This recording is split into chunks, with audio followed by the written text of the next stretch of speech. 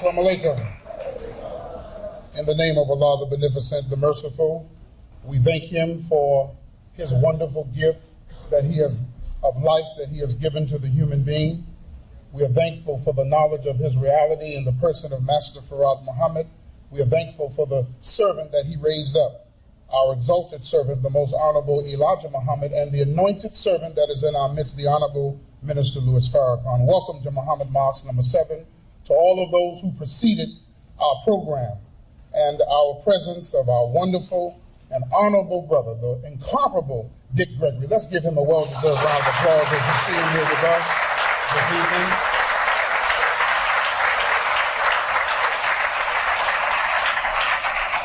He may speak of this, but he lived right next door to the home of the messenger of God, whom now we see as the exalted Christ, the Messiah, the most honorable Elijah Muhammad.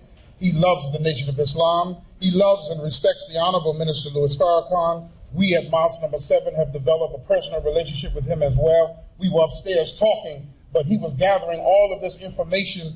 And if I could just tell you the stuff he just dropped on me and those who were upstairs just a moment ago, my God, but that's for Dick Gregory to do it. This man has been an actor. He has been a comedian, but more than that, he's a scholar. He's a teacher. He changed the era of civil rights. He's an established author on the death of Malcolm, Martin Luther King Jr., JFK. I mean, the information he has on Trayvon that he'll talk about today. Just a wealth and a treasure trove of information. On behalf of the mighty FOI, our student captain, Richard Muhammad, on behalf of Brother Charles Muhammad, our FOI paper captain, and the idea to pull it together, and the MGT and GCC of Mosque number 7, and the believers and those, we thank Gary Bird and WLIB. We thank Brother Leroy Shabazz Muhammad and his internet program and the communicators. We thank all of you.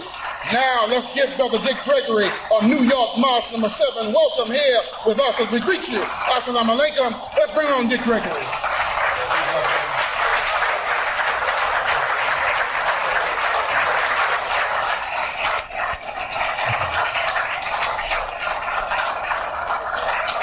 Thank you very much. Let me first say, we thank and praise God that we have all made it here safely today. And I pray to God that your return and my return will be equal as safe.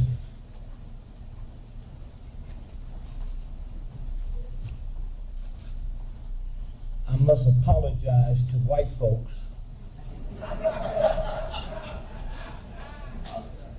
but I've really been convinced that all black folks look alike to them. And then President Obama is in the White House, and I haven't had one white person walk up to me and say, "Excuse me, Mr. President." So I guess we don't all look alike.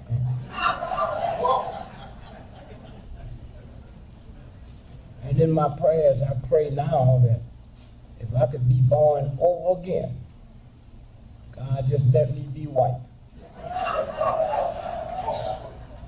White folks are the luckiest people on the whole planet. When they finally end up with a Negro president, they get one that's behaved. Don't scare him when he talks. Went to day school.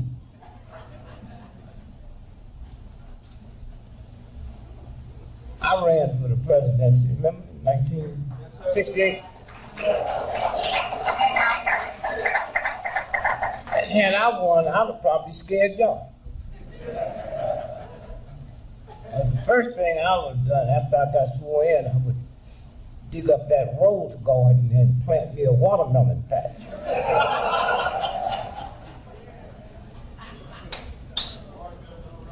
And every head of state that would come to visit America, we wouldn't have no more state dinners. We just eat watermelon on the balcony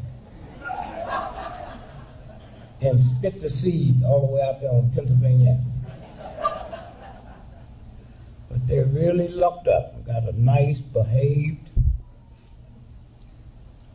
went out there to, what was it, Arizona, and that white governor shook her finger in his face. Oh, she's lucky. If it'd been me, I'd have ate it. And watch that other one too. I got a strong appetite today, you know.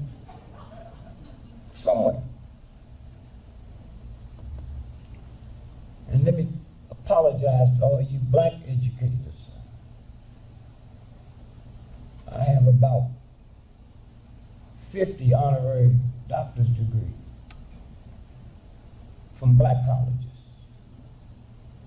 I'm happy over it, but that little NEWO part is still there. Can you get it out? I'm trying. I just knew if I could just get one white honorary doctor's degree, I could sleep a little better. 10 years I've been writing white colleges. Can't hear from none of them. Till last month, I got a call from Penn State.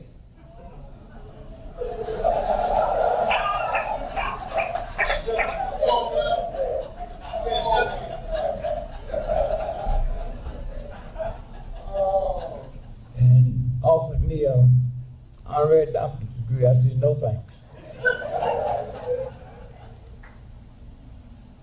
You know, it's interesting. You live, I guess sometimes you get so close to it, you can't even feel it. That close, you can't even feel it. I'm sitting here listening to them argue last year, going into the elections, gay rights, military, don't ask, don't tell. How crazy.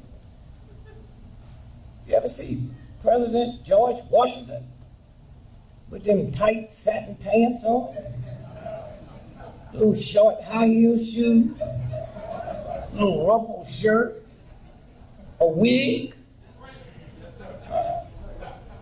and powder? Now we still arguing over same-sex marriages, please. I'm 81 years old.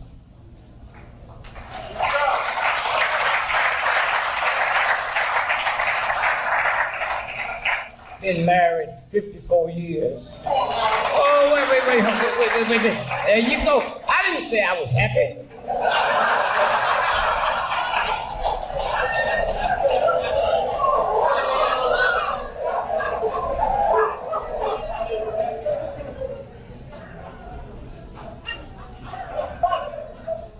And I listened to all the black ministers come out. When Obama came out for same-sex marriage, and the black ministers, they was mad. Called for a boycott, don't vote for him. Now, I said, I'm 81. My mother used to take me to church with her before I could walk.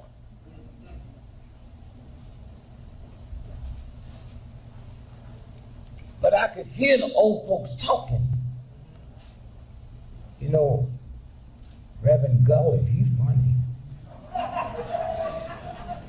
The choir director, strange. I'm a little boy. They was talking about gays in the church back then, and now white folks act like they mad at it, so they act like they never heard of nothing like that. I used to hear them discuss it. I sure would hate to be a young child now with all the mixed messages.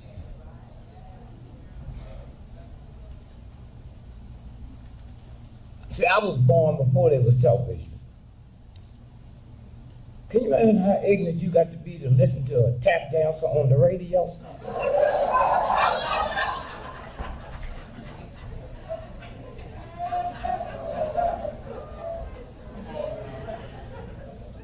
Somewhere.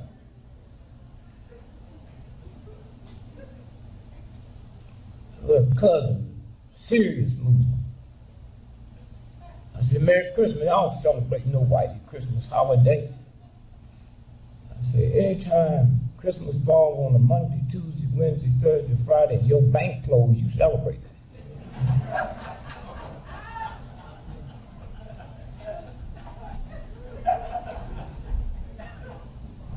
So somewhere, when you stop and think about the mess we older folks have left you, the ones that's supposed to be right, and we just fall into it because that's my mother. Well, suppose Hitler was your daddy. That make it right? It's okay. Now these youngsters is coming through with a new rhythm. Somewhere.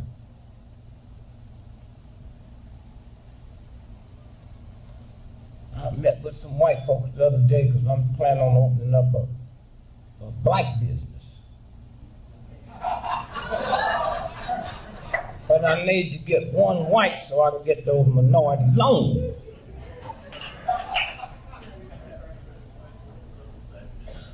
And the white dude, he likes me. He was discussing the business, and I said, I'm talking about an airline business, a black airline business, named Tamika Air. And our motto is, we leave late, but we get you there on time. And we're gonna be a good Christian airline. We ain't selling no whiskey on that flight. You bring your own whiskey, we sell you the setups.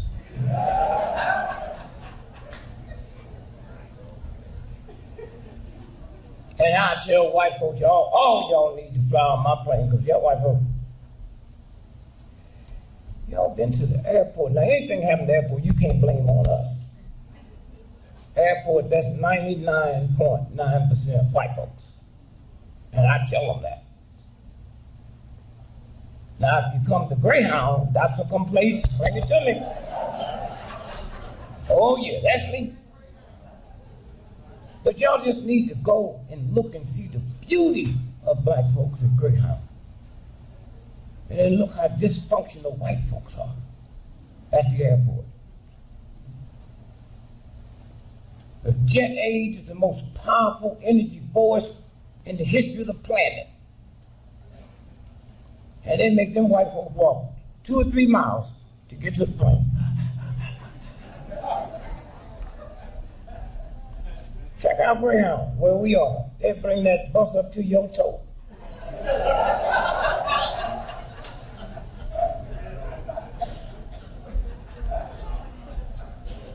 Stand in line. None of them complain. And if they lose your bags, they act like you didn't have them.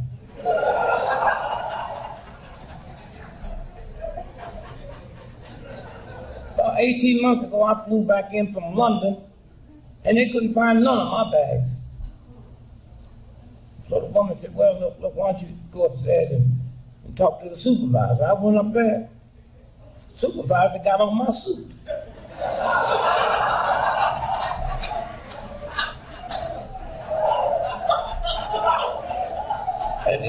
That's a heck of a thing, huh? You going to talk to the higher about your stuff, and he wearing it.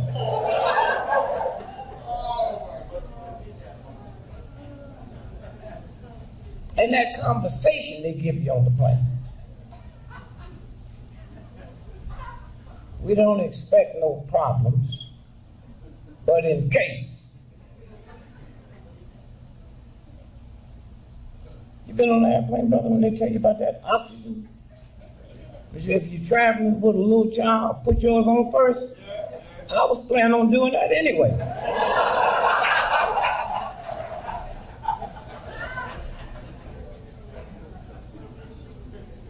Have they ever sit in there by that emergency exit? Huh? And that just shows you how naive white folk can be. They said, the only seat we have, I know you got a first class ticket, but an emergency exit. I go there, I had to get off that plane. And she said, in case there's an emergency, we want you to do this. I don't work for Delta. You heard him say that, right? In case there's an emergency, we want you to read this so you know what your duties are. Well, lady, look, I brought a briefcase on here, and if anything happens to this plane, I'm not even planning on getting my briefcase. You know I ain't gonna help nobody that I don't know.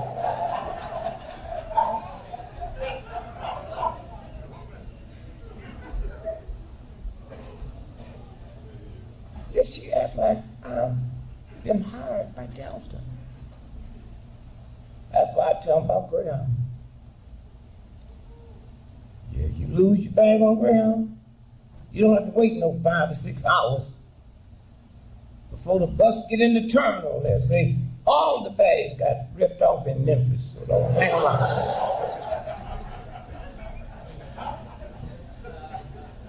So I'm on Greyhound, it was a big snowstorm, and all the airports were shut down. This white guy was sitting next to me. He said, they said, there'd be no bags. What do you do? I said, well, you don't do nothing. They already told you. There's no bags. They got ripped off in Memphis. Now at the airport, they say lost and found. At Greyhound, they just say lost. They don't even pretend they're going to find it. You get off, and they say your bags didn't show up, so go over there in the bag and just get you a couple. It's a game. Airplane crash. They act like they didn't have that plane. Let's see, we don't see that. Okay. You there crying, worrying about your loved ones. And then when they admit it, they're going to have an investigation which runs about 12 years. Greyhound don't deal like that.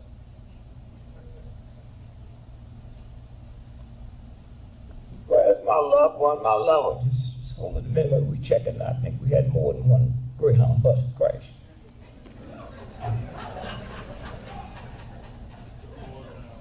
See, we don't lie about ours like America to them do.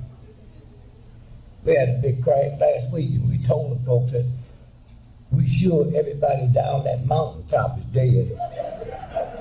So y'all just go ahead home, get you something to eat, because it's going to be a long wait. But what do you think caused it? Oh, we know the driver was on crack.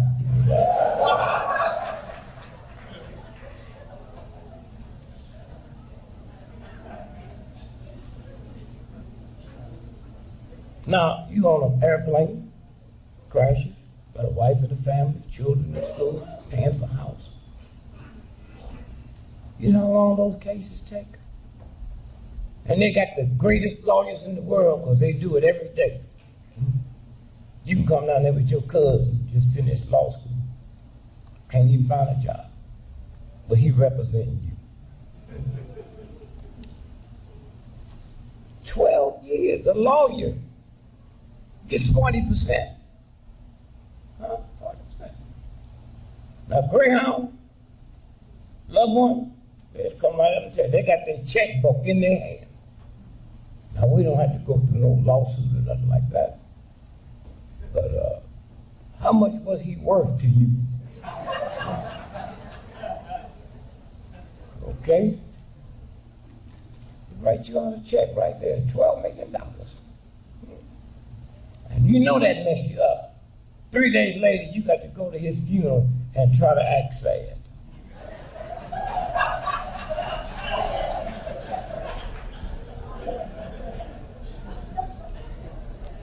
Somewhere, it's moving that fast.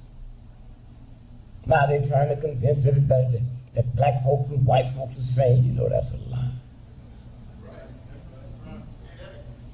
Listen to that Cialis commercial. And if it lasts for 4 hours, go to the emergency room. Where I come from, that's called a treat. And they run it in your living room in front of your children. My little 4-year-old grandchild walked up to me one day and said, "Granddad, what's an erection?" I said, "Go ask your grandmother."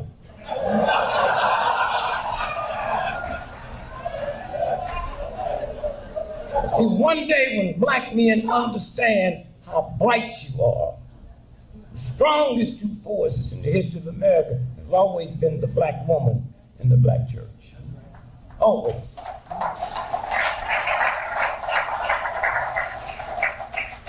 So he went and asked his grandmother, and he came back with that smile on his face. I said, "What did she tell you?" "Well, she told me she'll tell me later, but for me to tell you, she hasn't seen one of them things around the house in years."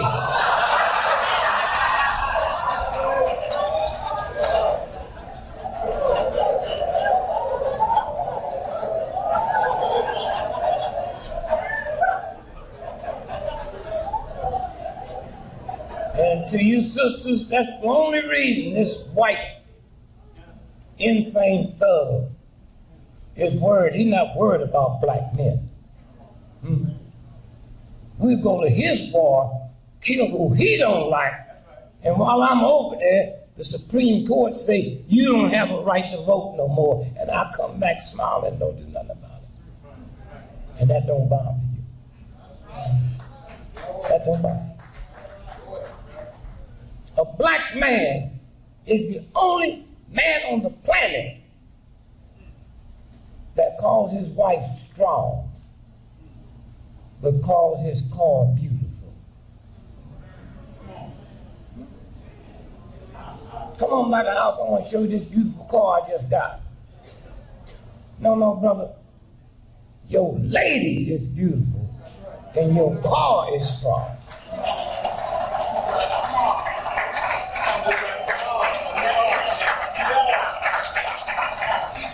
And we sit.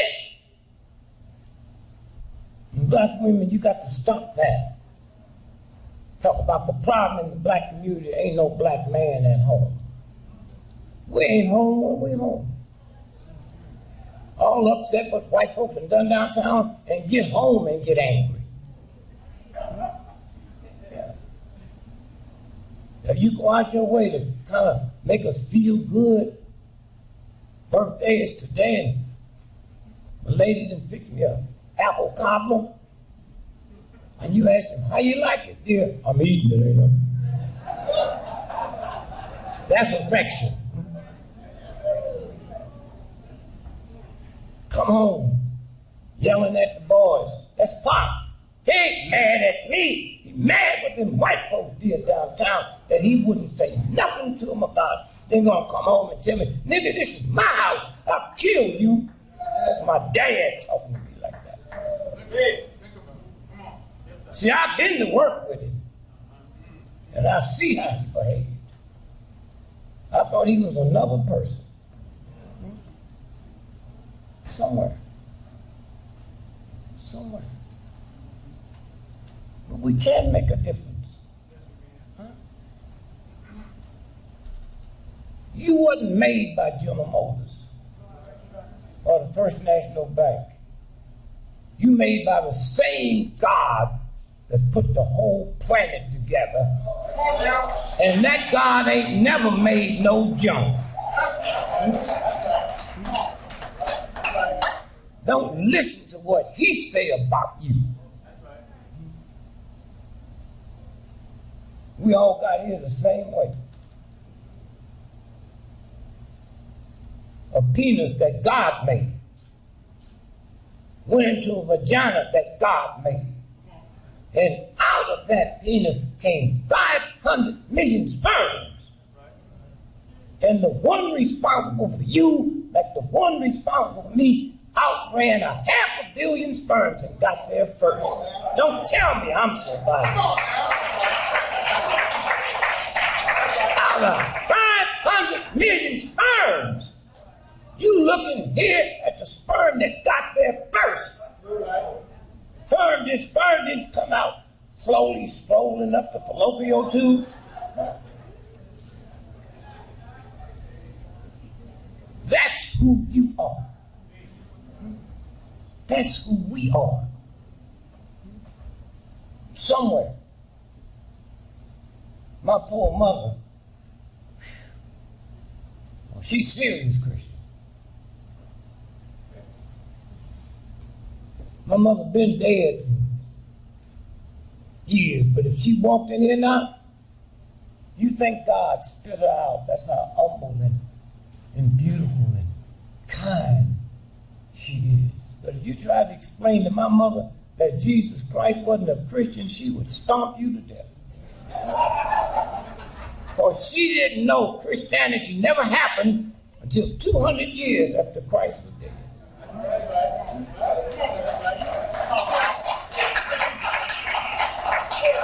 That's my mama.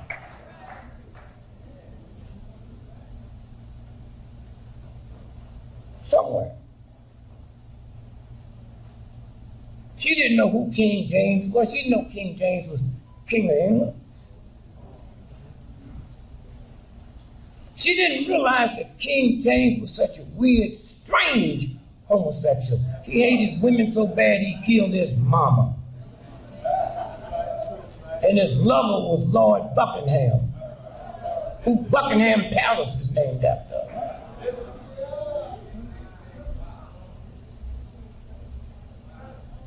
Somewhere. There's a thug that stole me from Africa and got nerve enough to be scared of me. Then won't you take me back?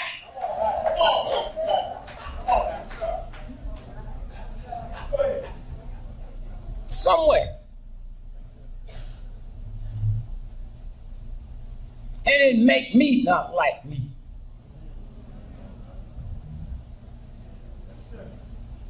I've been married 54 years because thank God I know who a black woman is.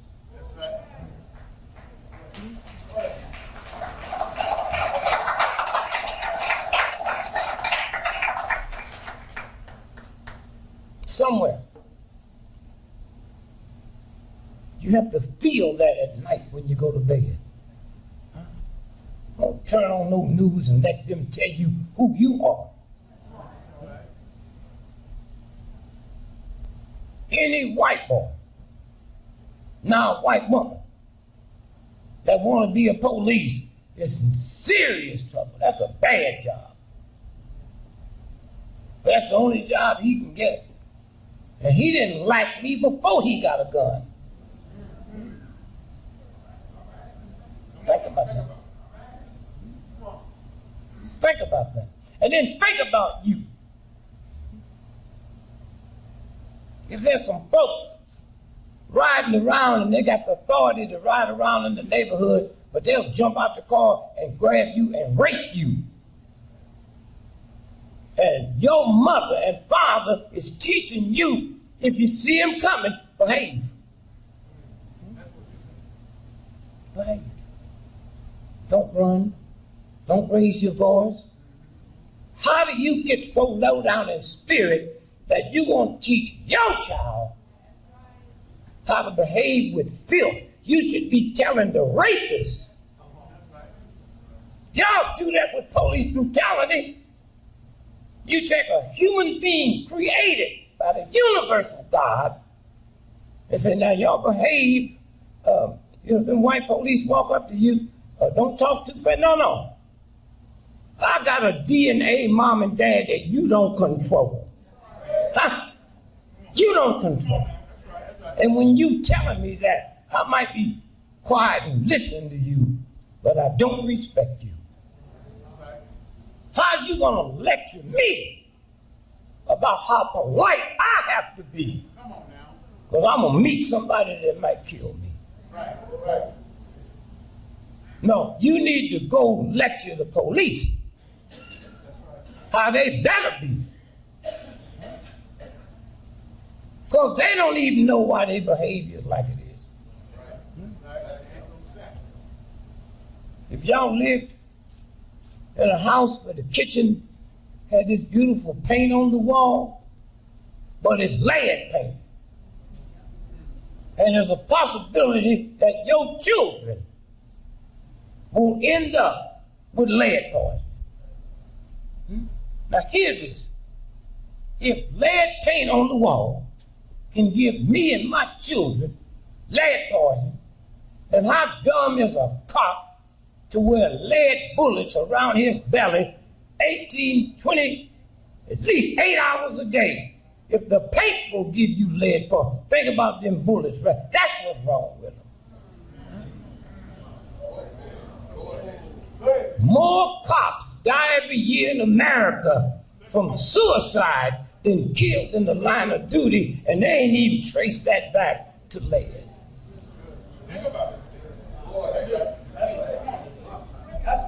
The number one divorce occupation in America is cops, and their second wives is prostitutes.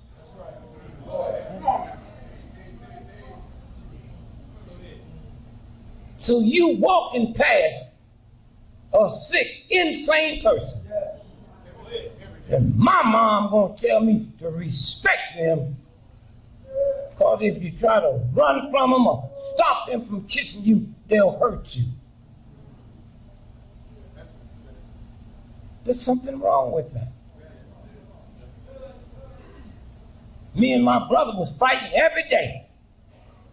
She never lectured me and him about how we should treat one another, but she gonna lecture me on how to treat a cop that might kill me today. The boys go out at night, going to a party, and you can't sleep at night worrying about, well, something happened to them if the cop grabs them. Hear me, black woman, I know who you are. White folks bring all the drugs in the country. But that's not a white person in your neighborhood selling it. Think about that. That's a black baby that came out of your black belly, mama. The one that we had birthday parties, celebrated Christmas, had little bitty feet. We washed little bitty socks. And now that thing that rolled up and you scared of it. How can you be scared of something that come out your belly? Huh? That calls you mommy and you call him son. And now that thing standing on the corner, and now you got to go to the drugstore to get your prescription for your arthritis, and you got to walk through black thugs standing on the corner in your neighborhood. And they have no more respect for themselves. Not to feel the pain of my mama. And she got to say, how you doing, Richard? She got to peacefully coexist with me. Huh? This trash that's on the corner. Huh? Mother, you ain't a mother until you walk up and tell that boy, I'm not tolerating this out of you. You gonna get off this corner or kill me. I'm responsible for you. You're not gonna terrorize me. You won't go in a white neighborhood to buy a loaf of bread, let alone sell something illegal. I wish you old folks today. Yeah, that's what you are old. We messed up our bodies so bad, we gonna talk about I'm elderly. I'm a senior, you old.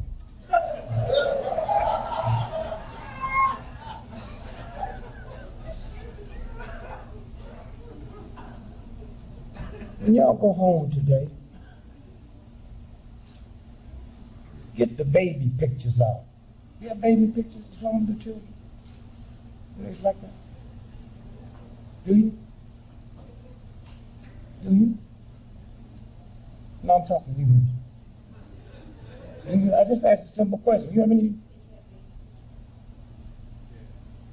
Yes, pull them out and look at them. If they pass 8 years old, don't look. No, that's not funny. From the time they born to the time they're 8 years old, you cannot look at them pictures and see a hoe or a tramp or a murderer or a soldier or a cop. That happens after they get in your house. It didn't come from the universal God. After they get there, they learned that from you. The vibrations they pick up from you. And then after a certain period, that little innocent look change. Change. Somewhere. This whole thing can change. Your attitude. You die for America with all this filth. I remember one day I was in St. Louis. Wife, 10 children. Y'all so busy worrying about the children, you don't worry about their liberation. I'm in St. Louis, where I was born. One of the biggest, blackest ministers in St. Louis called me and said, my son said, you'd be in town and this arthritis is so bad. He said, he know you can help me. I left my hotel to walk to the health food store. And as I'm walking, the white cop said, come here, boy. Well, I didn't have to stop because I knew he wasn't talking to me. So I kept walking. And he ran and grabbed me and said, boy, I say stop. Well, I stopped. I didn't say nothing. He said, that store right there, that health food store, you look like the person that went in there and was shoplifting. So he put the handcuffs on me. I felt good about that because I wasn't going to stop when he told me. And the next thing I was waiting to hear something go boom. But when you stand up with that universal spirit that you was born with, they get scared. Y'all know that. You be scared of a dog, little bitty poodles will jump over a fence after you. You're not afraid of a dog, Rottweilers jump over the fence getting away from you. It's in here. So he carried me across the street and put me in the police car. And the black folks started gathering. He didn't know who I was. So he called for backup.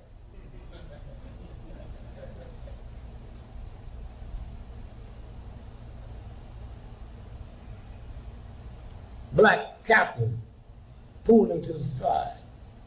He really messed up today. So the black captain came to me to apologize. He said, give me these keys. I said, what's that for? He said, take these hands. No, you're not. Y'all got a lawsuit. Yeah. So here's what the black cop did. Huddled with the white cop. And went into the health food store. I wish I owned it.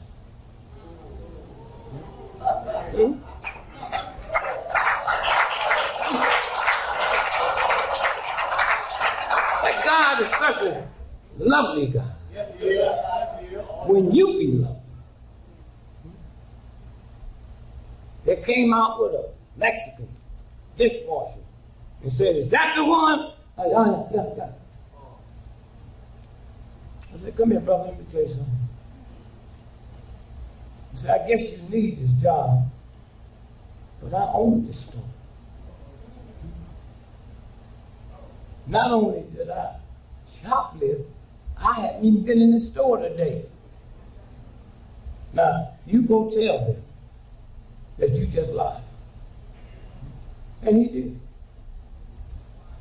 Now, they really mad. They take me down, book me. All over the world, Dick Gregory arrested for shoplifting. Next day, 1,000 people outside the jail. I call my wife and say, cancel all my dates and tell them I'll rebook them and it won't cost them nothing.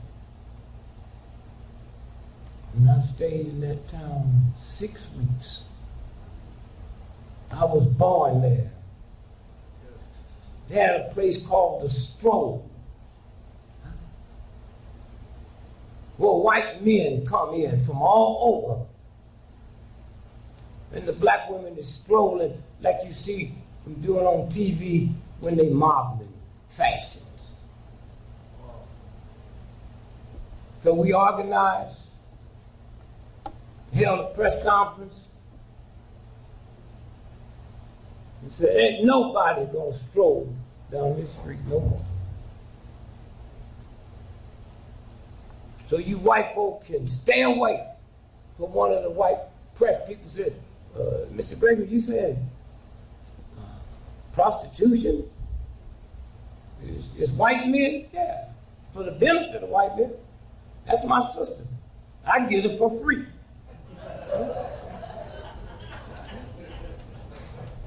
So let her go and let them sit downtown in front of the First National Bank.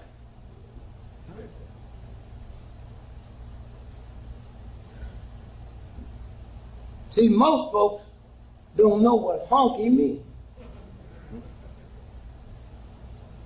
All the major prostitution at one time took place in black neighborhoods. And black men couldn't go to it.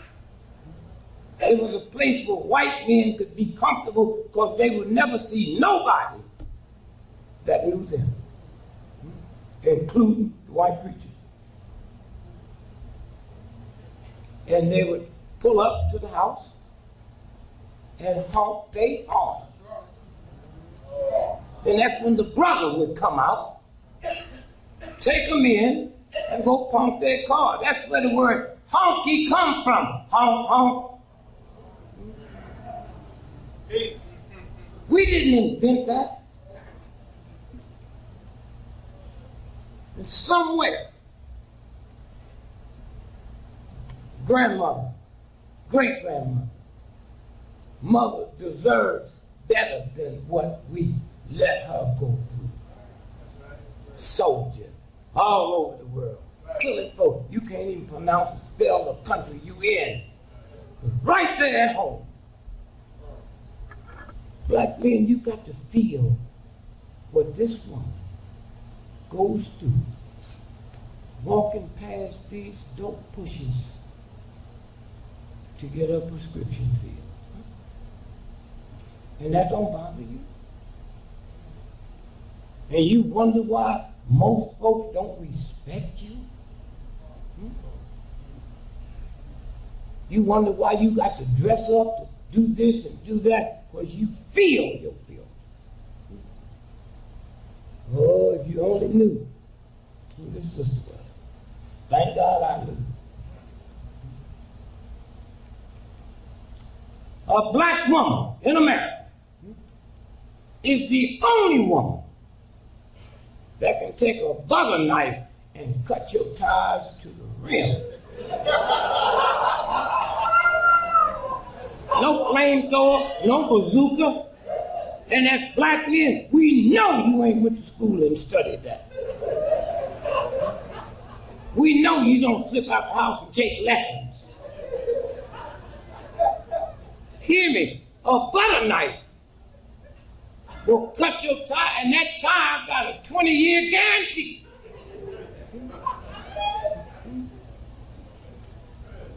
It'll go from here, California, back to New York, roll over, all kind of stuff, and nothing happened to it. Make her mad. Who is Melba? Why? She just go and run your bathroom, finish ironing your handkerchief, and you go out, make your little phone. Melba, I'll be there in a minute. You go there, and all your tires is gone. And you haven't stopped to say, wait a minute, how can she do that?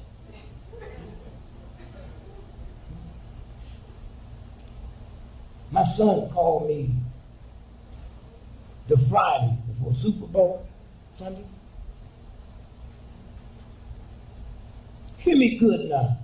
60% of all college football games are fixed. So you know what happened with the pros. That's what happened to Michael Jordan. They were shaving points.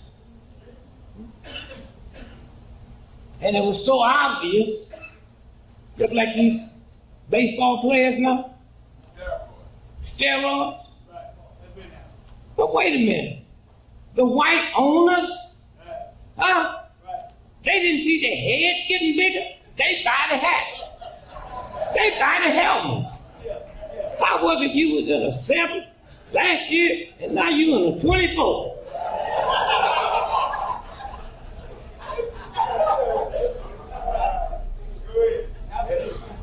Then they get caught. And nobody talks about the owners and the doctors. You notice rich white folks will never let their children play a contact sport. That's right. Did y'all see what happened at the University of Mississippi? I was there.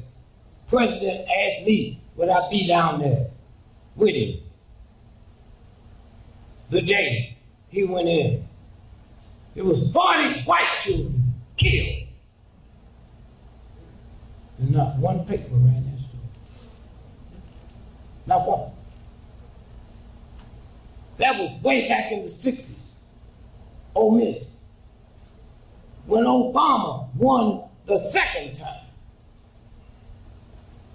that same school had riots.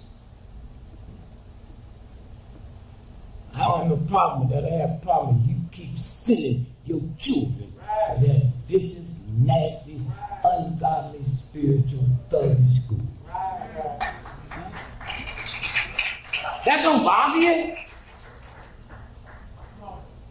Somewhere is a nasty game more important to you than what the universal creator gave you? Somewhere. So in the process of investigating Michael Jordan,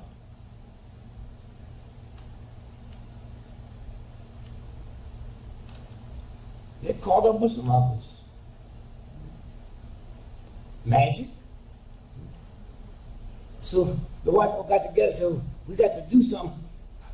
Those two are basketball. So what can we do? Well, just get them out the game and it'll stop. Get them out. So they had Magic say he had AIDS. Listen. He's the only person I know with AIDS gained weight.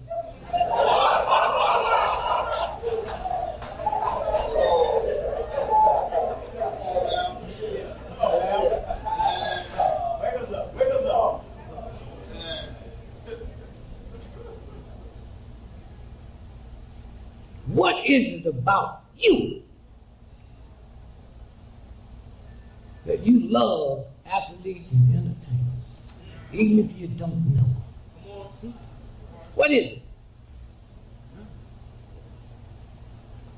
There's more of you in this room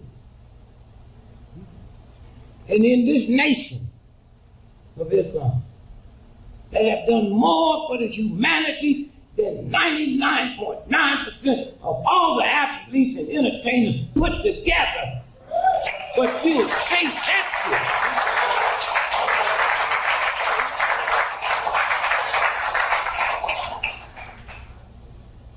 See, I know y'all. So you young folks didn't know. I know them. They went in there. They was trifling before they went in. They was drank. arguing. Here's how you know something happened. As much as America hates the nation of Islam, you better not be caught with no dope. They can't even frame me, Mr. Green.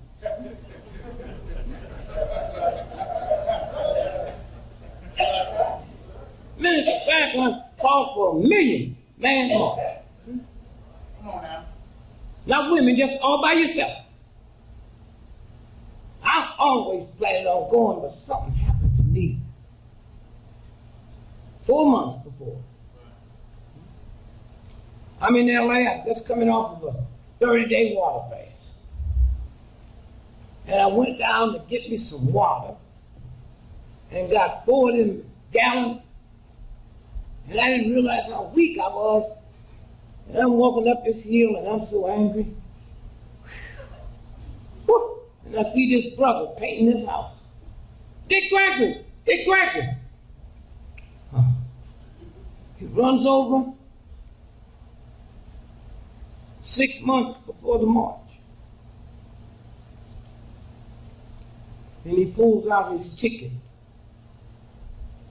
He's already bought it for the march. And I sit there and cry. Thank you, God, for blessing me to see this. Run across the street to show me I got my ticket. I'll be there. And I call my wife. I said, I know it's going to be a success. Now understand what that march was about. Not one white newspaper wrote about it.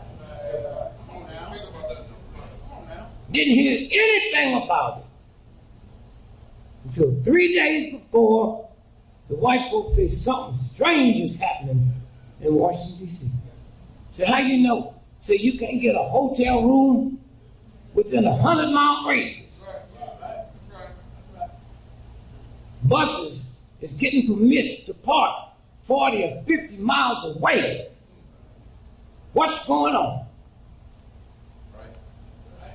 Butler Aviation. Huh? For a 200-mile radius was no parking. Black men coming in from Europe on their own jets.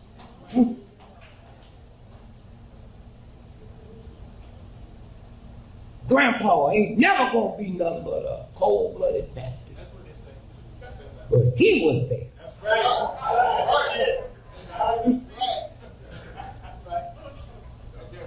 And I brought my 3 sons.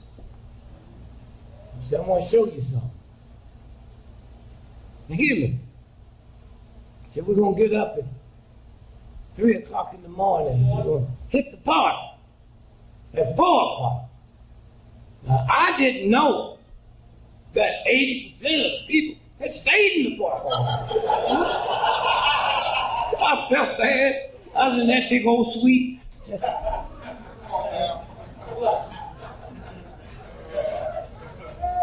My son Johansson said, why we have to get up so early? I said, I want you to walk through this crowd. 80% of these people is not Nation of Islam. So we got drug pushers here, pimps here, alcoholics. I said, I want you to walk through and see if you smell whiskey. See if you smell reefer. See if you see cocaine dust. We came here on our best behavior because we was around some strange different people. That's why we were here.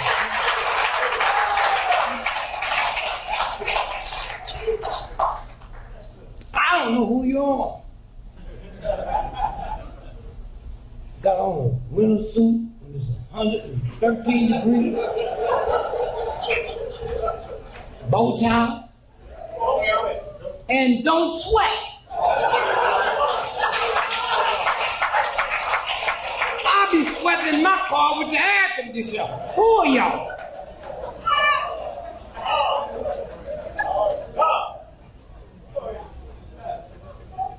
And see, black folks really be scared of y'all. Y'all knew that. Yeah, I used to see black folks get up 4 o'clock in the morning looking for something. Nobody looks for nothing at 4 o'clock in the morning that's any good. And then Muslim standing there. Muhammad speak, my brother. The nigga bought it because he was scared. Oh yeah, give me some.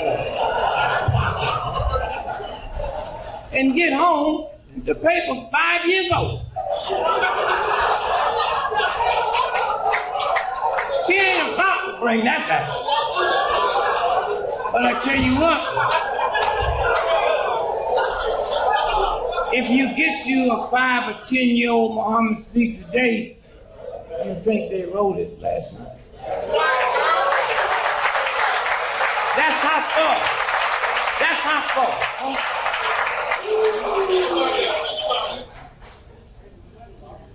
And you trace that all the way back to that little meek and humble man.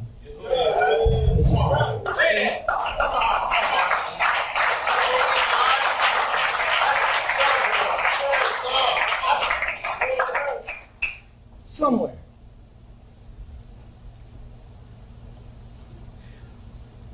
Just understand who you are. I remember 2 days before the march, I was talking to the Honorable Brother Farrakhan. He said, what do you think? How do you think it's coming out? It's going to be good, man. You think anything we should do together? You should have a rumble. I said, rumble? What's that mean? Rumble meant a fight before you become a Muslim. It meant fight. They didn't listen to me. And the press was lying, trying to talk about how many. I said, see that I told you, went there and had a rumble. I can see the paper now. 200,000 chasing this white lady down the street. I know how many was there, because I got a friend in naval intelligence. 1,900,000.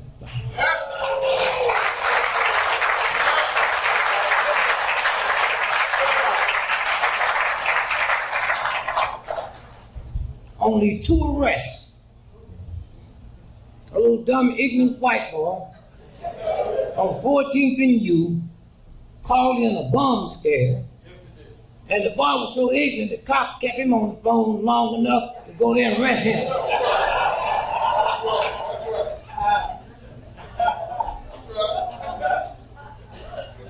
And the Chinese selling hot dogs without a permit.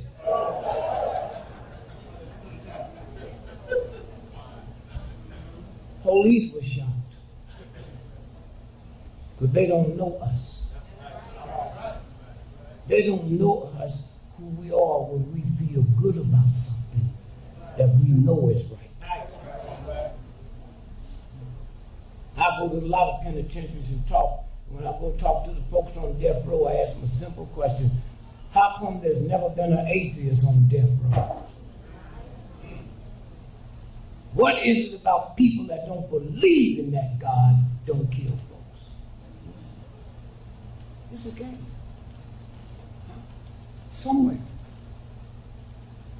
And so when you stop and think about it, especially you young ones, you don't know what it was like. They talked about Nation of Islam worse than they talked about Hitler and them Nazis. But they didn't count. It was me, it was the black folks who made a difference. That would never be a Muslim. But they look at you and they wish they could see their boy. They look at you standing on the corner, manable. Not manable to some white folk because you're trying to get past them. Manable to black folks because they love you. That's right.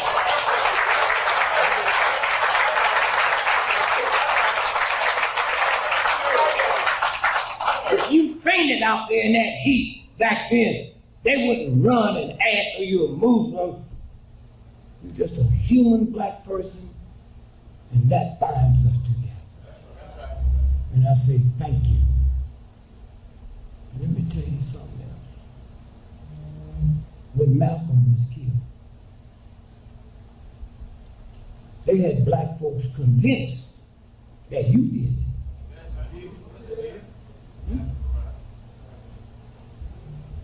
That you did. Why not? Y'all look weird, always dressed, shirt, bow tie on. Y'all ain't normal. Let me tell you something. Especially you older brothers who was out there. When the word went out that Malcolm had been murdered, not one of you on the corner had to run from your life from black folks. It was just something we knew that we don't have to turn on NBC to figure out who did it. Nobody could say, brothers beat me up. Folks that love Malcolm, they jumped on me and nothing. There's something when it gets real down. Can't nothing change it. That's who you are. I used to hear black folks talk about, yeah, I'm going to put Billy in that Catholic school. Them nuns are making my head. They have a thing to say. Some nuns? Wow, wait till y'all find out what the priest is doing.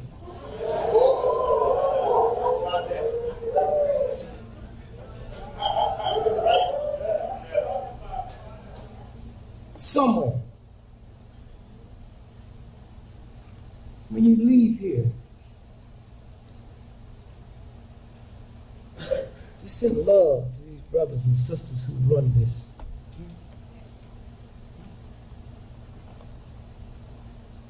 Take love to the old folks. Always ask the old folks, I just come by to see if you need anything. No, I don't need nothing. God takes care of my needs and I get my wants on my own. Have you ever just went by to visit? Huh? Just to go spend some time talking. Come on now. And shut up and listen to her. They say the same thing. They're going to tell you about Jesus like nobody else exists. Just shut up and listen. Sitting there with her ankles swollen up like elephant ankles, breathing heavy, and going to tell me about Jesus. Don't stop. I was someplace and they said,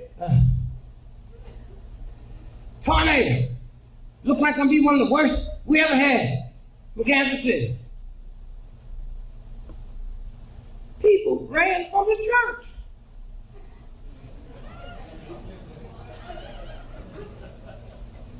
So I got up and left too. I don't know where they going. They running from God. So where did I go? I went to the whole house. I didn't go in. I just went there because you ain't never heard of a bank or a gambling parlor or gangsters getting hit by a tornado. I went where it was safe. Y'all saw that earthquake that hit Haiti? Tore up everything. Did you find it? Tore up everything. The black cardinal was killed. The black cardinal was killed that day. The whole church crumbled.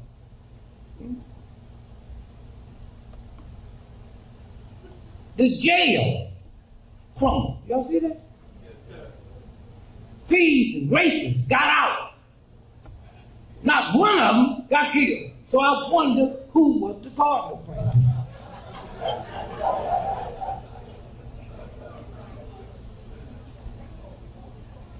It's in here. See, I've been in the Christian church all my life.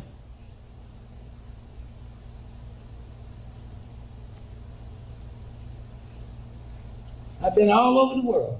I can recognize a prostitute by her behavior. the way she walks, the way she chew her gum, the way she shake her hips, the way she put her wigs on.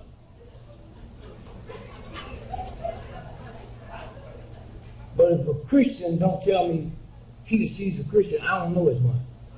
How is it I can recognize a hoe by her behavior, but I can't recognize my Christian mother and brother and sister? Something wrong.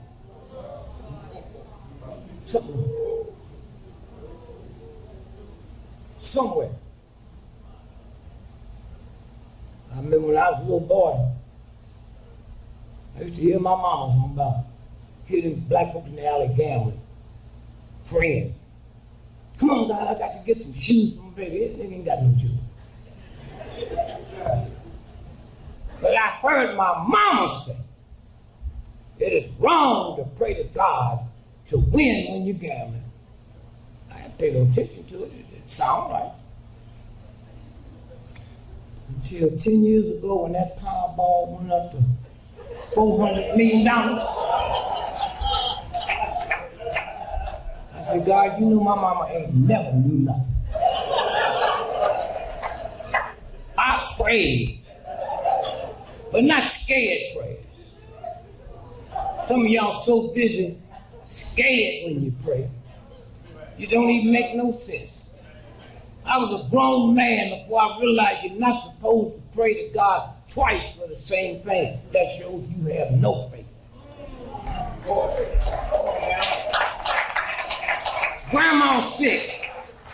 Grandpa died one time, and then from that, you're in a prayer of thanksgiving. Pray to God, talking about my house note. What kind of God is God didn't know your house note was due?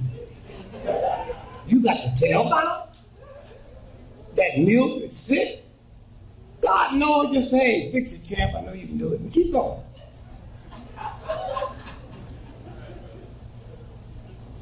So I prayed that night. I ain't gonna lie to you. I said, God, you know, I don't know if my mother was right, but she ain't never been right about nothing else. So I'm coming to you to pray to you tonight that I can win the lottery. And I'm not talking about winning the lottery with no 12 other people.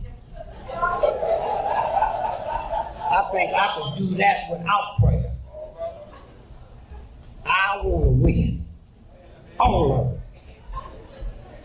Then I showed God my ticket. I got a brother in St. Louis, he prays to win, ain't never bought no ticket.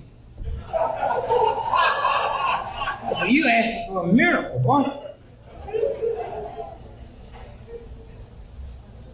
And then I got real down with God. I said, God, you know if I win, you know my heart. Now, I got that one little thing I just kind of go over with you. I've been married 44 years at that time. I said, I don't think I'd leave that black woman if I won. But I really can't be sure about it. You know, when you got big money, you see things. I ain't never had no $400 million. You see things you never saw before. You know what I'm saying? I get that $400 million, go in the house. I've been married to that woman 44 years. I said, Lil, what's wrong with your shoulder? What do you mean, Mama Joe? You knew I had this hump in my back when you married me. I didn't see it till today.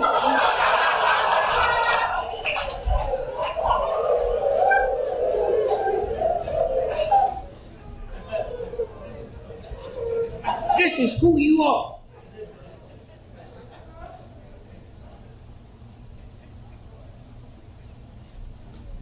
I was in Budapest. White folk always try to tap into my head. I'm different.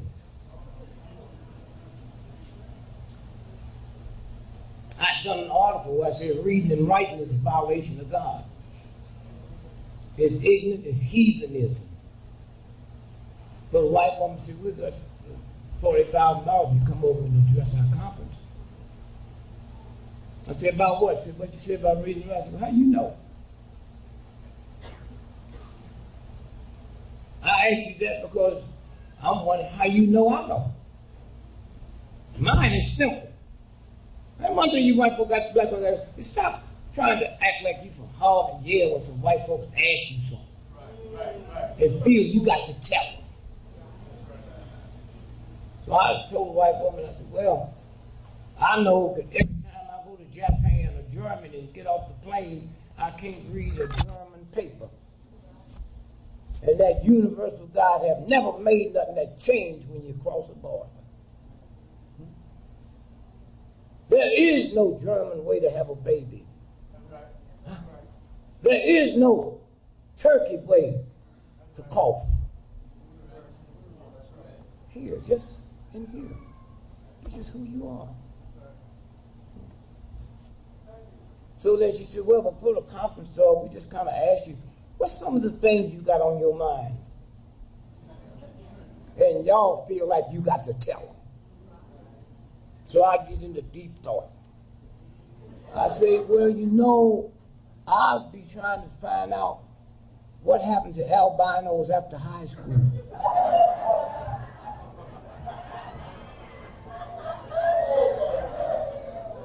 They can't handle that. I'm serious. Every high school has an albino, and then they just disappear. I don't know where they go. I ain't never heard of an albino funeral. I'm on planes every day, never seen an albino flying a plane or on a plane. I go to jails and talk to the inmates, ain't never seen an albino in jail. I ain't never saw a woman on TV say, that albino raped me. That'd be easy to catch.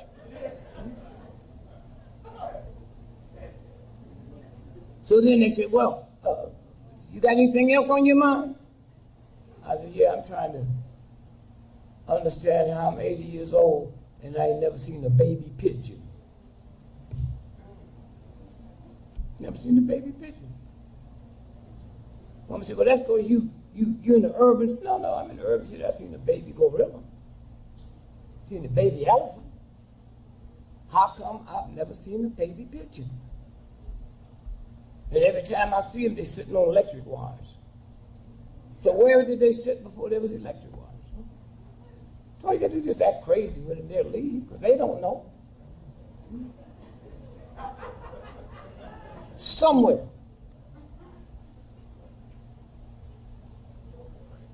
And people in my neighborhood said, why you like Elijah Muhammad? I want to see a black pope. You hear me? And I meant that. A black pope. I want to listen to somebody talking to me that look like me. Somewhere. And now you youngsters, you don't have to go through what the older ones had to go through. I look at Malcolm. Me and Malcolm was like that.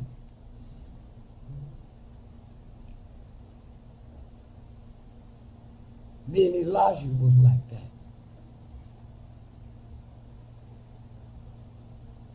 When they killed Malcolm.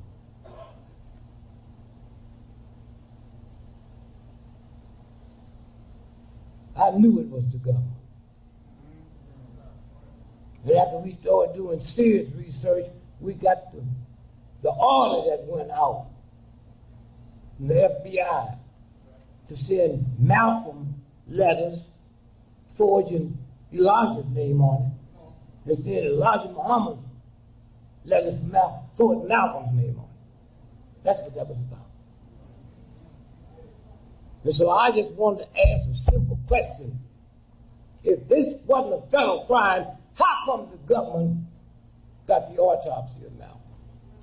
So we went and got it. We had the autopsy of Malcolm. We all watched them black men shooting up at Malcolm. The autopsy don't show that. All the bullets in Malcolm was going down. I mean, them thug pimp hustlers that they thought they was going to get the kill, but they gave them blanks because they couldn't believe even they would do that. And when we got it, I didn't put it in the book. I kept it so they wouldn't be able to get out of jail. Let them stay in there till they rot. And then now the government have admitted that the CIA had rented the Harlem Ballroom 2 weeks before Malcolm was shot. That's where they went in and cut the holes in the wall. They got pictures of it and everything.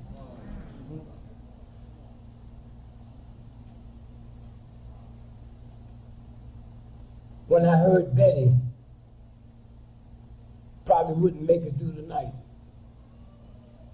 I was in Philadelphia, fast in front of a federal courthouse about a trial that had been fixed against some black folks. I got on a plane, flew to New York, got a cab and went out there where Betty lived. And that night, I went in and started talking to the neighbors. The neighbors said it was 4 men with hoods on. They wasn't talking about plans. They was talking about hiding their face. Came in and threw this flame of wood and took that little boy outside in the rain. In the rain. And then blamed it on him. Blamed it on him. And then killed him not too long ago.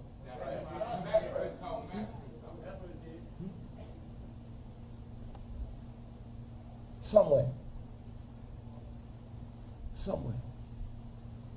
You got to know what we go through. But you got to know who you are. You didn't leave us, even when we didn't like you. Who these folks here don't want to be with Jesus? Well, I know some Jews don't want to be with Jesus. But Jews can't be Christians.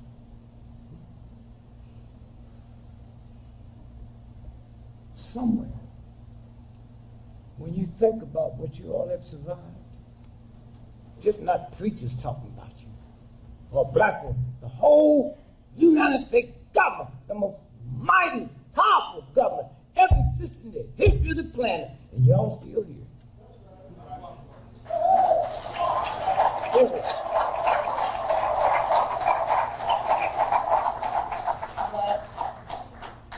Didn't come out the house loaded with guns because you was worried about them.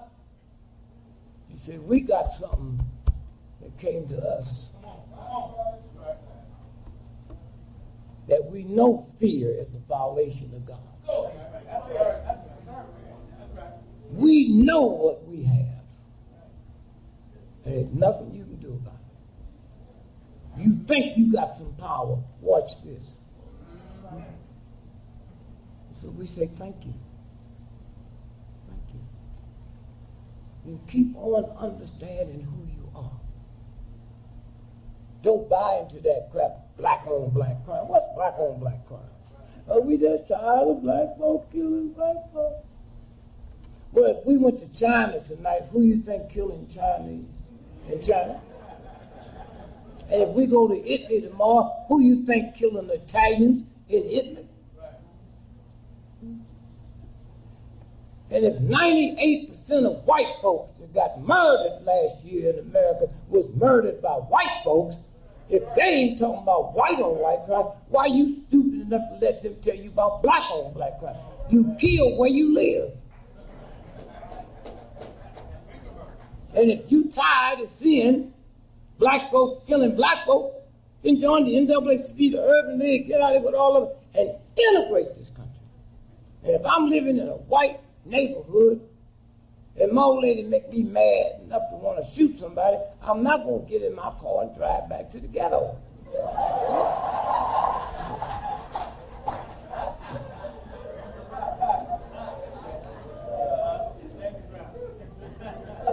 Well, you see, they think they started Stand Your Ground.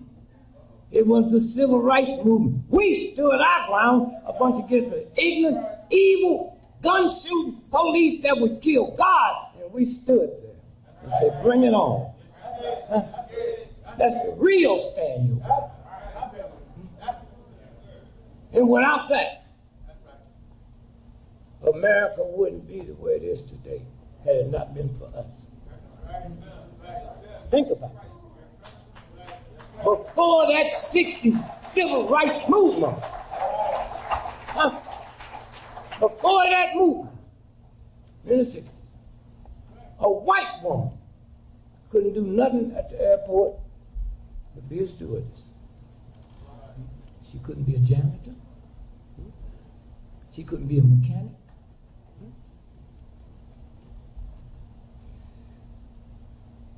Before our movement, the only thing a white woman could be was a stewardess, and in order to be that, she had to look like something off the center page of Playboy magazine. And now, anytime you go to the airport and get on a plane now and see an old, ugly, short, fat white stewardess, we got her that job. Not her brother, not the United States Marine. We got her that job. Don't you know that before that movement, a woman couldn't be a cop in America? And because of that movement, when we stood our ground, women head police departments, head forensic, head coroner. We did that by standing our ground. We talk about Trayvon.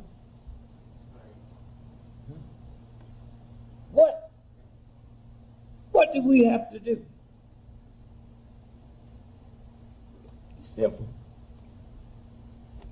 I'm on the radio the other day, the brother said, boycott Florida.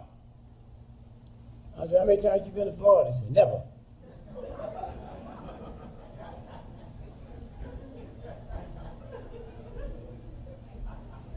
Stevie Wonder? He didn't wait to get no decision from somebody.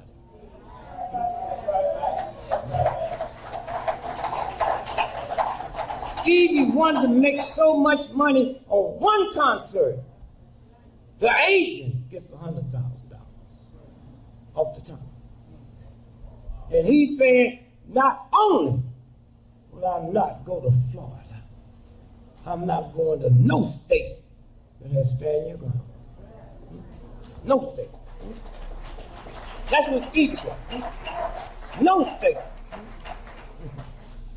You stand your ground in 36 states, and most of them's up north, including Washington, D.C. Financed by some of the major companies in the history of the planet. Coca-Cola, Kraft, UPS. The list goes on and on and on and on. But we have the face of a Zimmerman, poor white boy.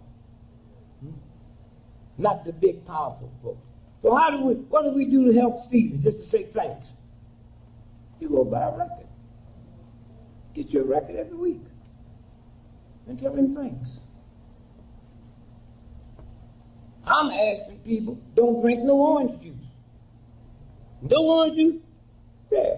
Orange juice don't just come from Florida, but you don't know which ones do and which ones don't. So don't drink none.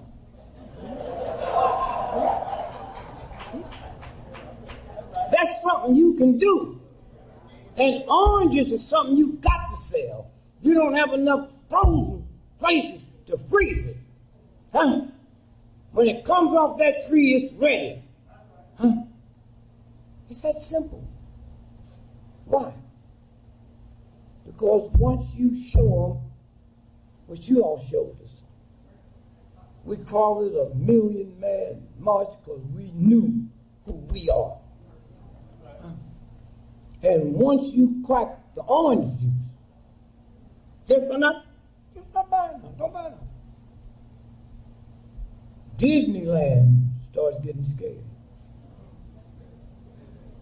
that you might not come to see us. Disneyland. You know how many of you black folks in this country will take your children to Disneyland to see a rat? But have never been to King's grave, and had he not died, you wouldn't be welcome in Orlando. Somewhere.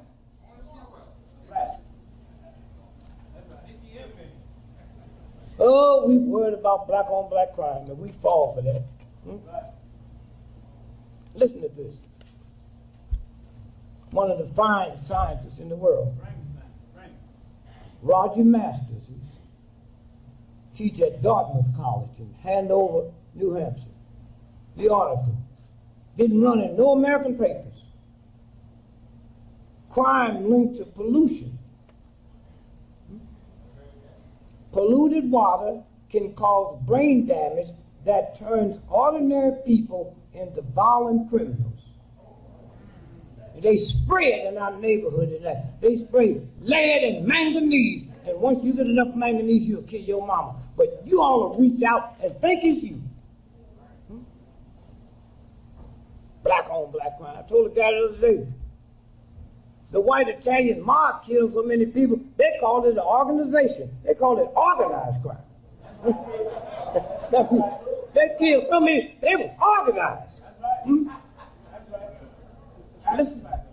Listen to this.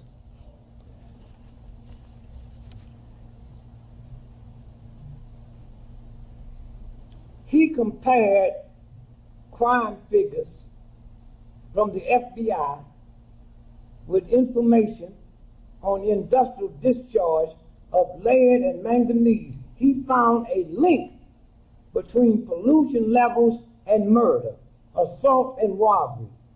Counties with the highest pollution level has a crime rate 3 times America's average. That's what's happening. But they say you doing it, something in your genes, and then we fall for it. Scared of everything. And I don't know how. Well, I'm not close enough to you. Me and my brother, we got to talk to find out, is Nation of Islam people, are they scared of death as us Christians are? We scared of death. I married my wife. The only problem I had, she couldn't handle debt. When we gonna pay Sears and Roebuck? Baby, you act like we got some money. We do not have no money.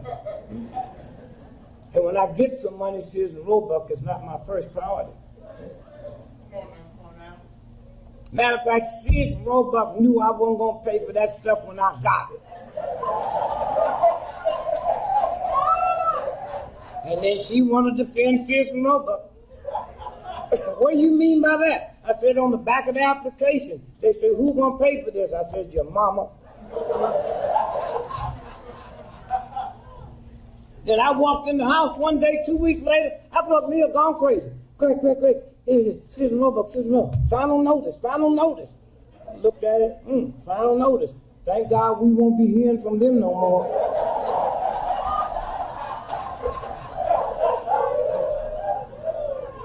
And I don't know how y'all scared of these bill collectors now.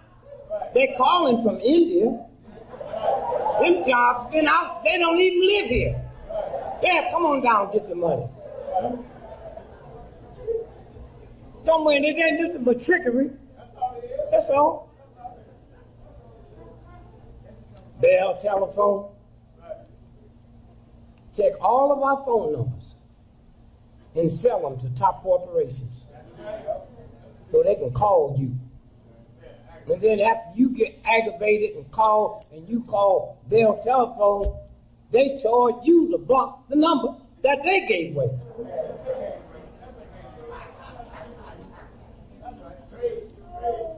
Somewhere. We can turn this whole thing around. That's who we are. And when you black women find out who you are, we got through slavery with you. Somewhere. So we say tonight, thank you, nation. The only nation I know in this nation I can run to and won't get shot after I get there.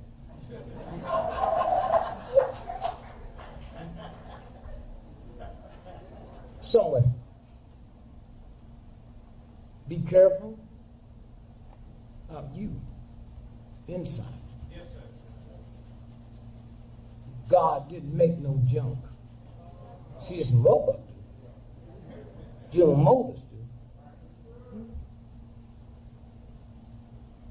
Somewhere. My kidneys bother me. Oh, how'd that happen? Kidney dialysis machines. We own 15% of America's population. 87% of everybody on kidney dialysis machines is black folks. That don't bother you? That don't bother you? And don't say it's a black thing. They don't have kidney dialysis machines in Africa because they don't need them. Listen. What tears your kidneys up? Fear. Fear that this white cop gonna shoot my child. Fear, paranoia. Did you hear that? And angry. That's why you always angry. You ain't angry at me. Or your brothers, you angry at a white, racist, evil system that you're not gonna do anything about. So you take it inside. What will turn your kidney problems away? Awareness, gentleness. That's simple. You've been around people that's gentle and kind and aware. They ain't got no big old box of pills. You don't need it. You have a built-in healer inside of you that didn't come from Mayo Clinic. Somebody asked me in London 2 months ago, Mr. Gregory, you've been fasting for 40 years. What does your doctor think? My doctor been dead for 30 years.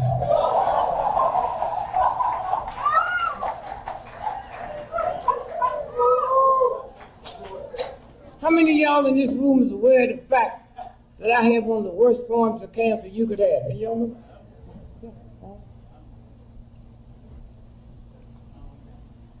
And when you walk in that order, nothing can happen to you. That's right. My son's a doctor, chiropractor. I've had hernias since I was like a little boy.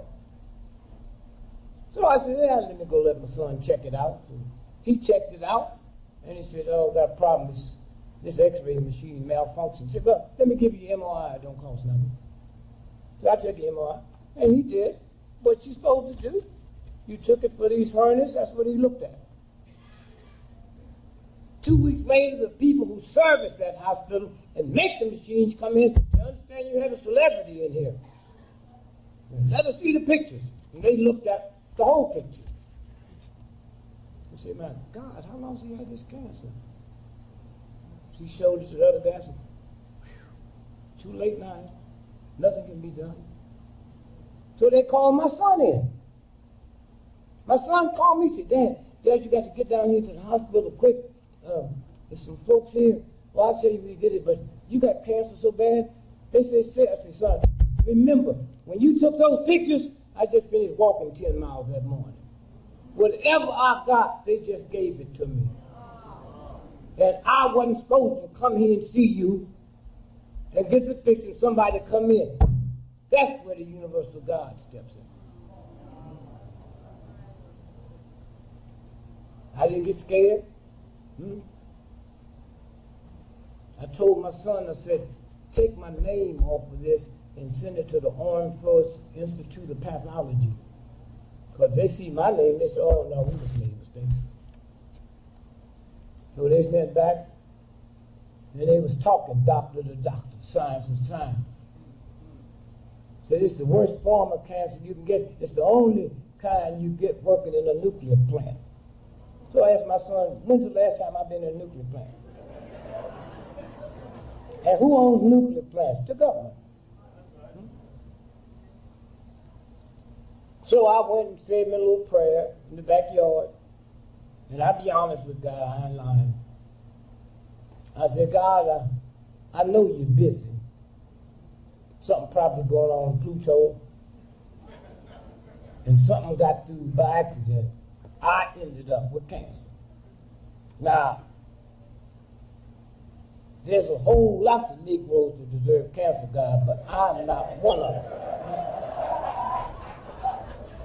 Now, if you want me to write 12 black folks laying down on a piece of paper and shoot at you, I'll do that. And if you need some close to the house, I'll do that too. And then I looked at cancer and said, this is my body. I haven't messed with yours, and you damn sure ain't gonna mess with mine. Give you 72 hours to get out my body, and after that, I'm gonna roll on you. What did I mean by that? Just what I said. Roll what? I don't know. But I told cancer that.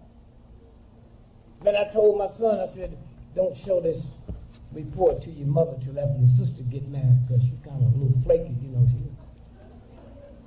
So after she got married, I showed it to my wife. She said, how could I do this? I said, come on, baby, perk up. You think I'm leaving this here for your high school sweetheart? You out your mind. I'm not going nowhere.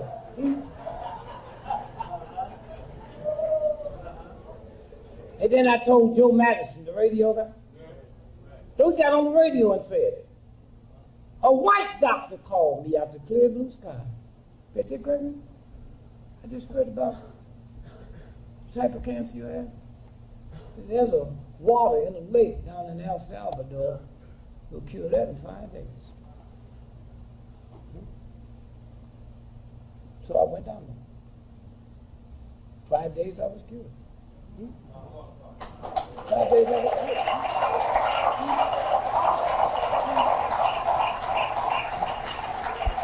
Somewhere. Fear. Cirrhosis of the liver. You know how many black folks? Cirrhosis of the liver. What cirrhosis of the liver come from? Anger, rage, depression. That's what's on. A whole lot of black folk die from cirrhosis of the liver and have never had a drink of alcohol in their life. Right. Huh? Right. Just depressed, worried. What changes around? Kindness and balance. Kindness and balance. Leave. Lung cancer.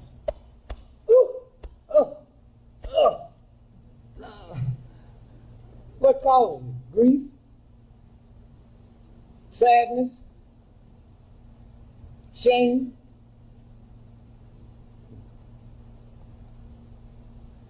Grief is a violation of God.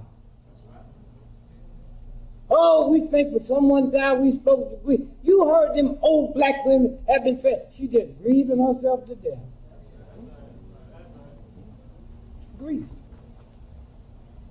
That's what Coretta Scott King died from, grief. I knew her. The last 12 years of her life, she never ate anything that wasn't raw. Grief. The guy that played Superman, the last one, yeah. He died. 18 months later, his wife died from lung cancer. And everybody said, I don't know how that happened. She didn't smoke. Grief. There's nothing can happen to you that's bigger than you when you tuned in to the real thing. Come on now. Huh? Real thing. Somewhere. And so I say thanks to you brothers and sisters. Thank you, brother. Who don't need drugs. There's people go to AA. Now you know that don't work. If I was an alcoholic, I'd go get me a fifth of whiskey on my way to the AA meeting. But them 12 prayers they doing do not work, so I might as well be there. And they just say, oh, Dick's so spiritual.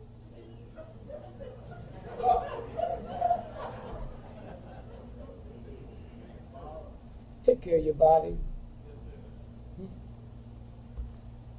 And you got to move that ignorance out of you that got put there through the slave thug.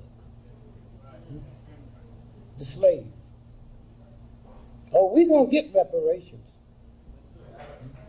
Yeah. And you know who's going to get it for us? Them same big white law firms that got 40% of the cigarette settlement. Ain't nothing personal. Aetna Life Insurance now is trying to find somebody to negotiate to pay up front. Why? They pay for enslaving and insuring the slaves. Chicago Tribune trying to find how can we get out of this. They ran ads for runaway slaves.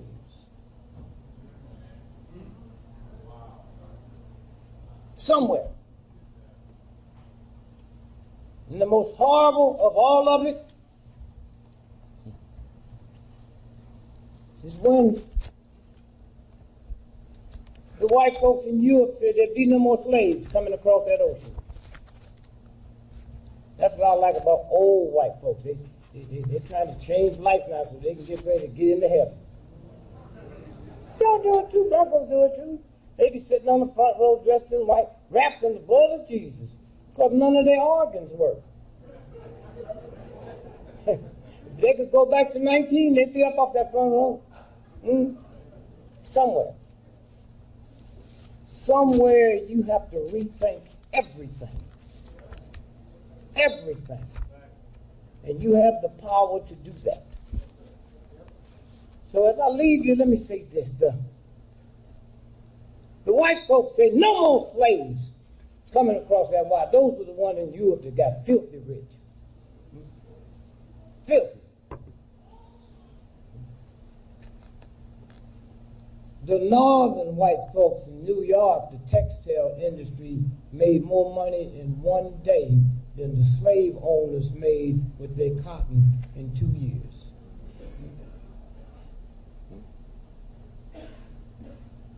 So all at once now, they cannot bring slaves across the water. So they said, what are we going to do? I said, well, we'll take her son, who's 14 years old, and put a sack over his head and have him impregnate Mama. That's what we're talking about. That's what we're talking about. You sound like you was there. Now watch this now. Watch this.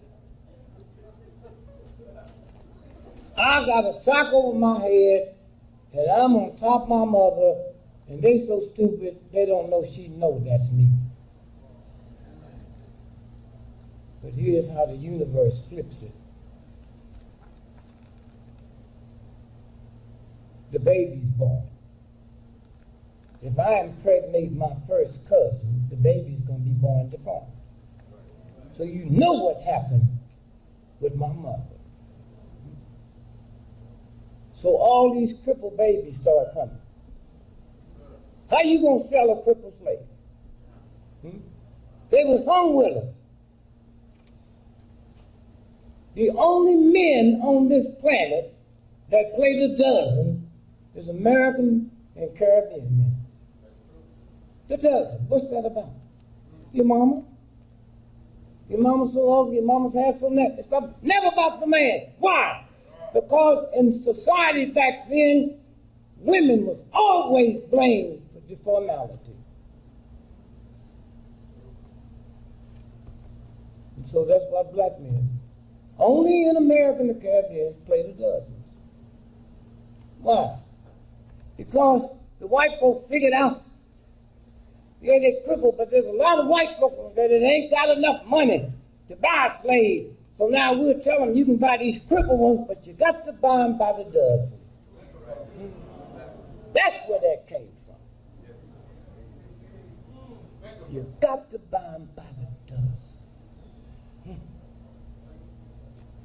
It's hard enough for my mama to see us in slavery, less long to see us with our limbs twisted. The dozens. And remember what this white boy said. So y'all hear and don't hear. He said, if you got 30 seconds of nigger blood in you, you a nigger. Do you know what that white boy said? He said, in order to equal one Dick Gregory, I've got to put 32 white boys next to him. That's who we are. That's what this blood is. He don't realize what he was stealing when he came over and got me. You know, we the only people that went to slavery and didn't stay in slavery 5,000 years. Do you know that? That's us. Everybody. Every slave, a minimum of 5,000 years, except us. He wasn't stealing slaves. He was stealing scientists. He was signing people could get up and read the stars. The stars. That's what he got.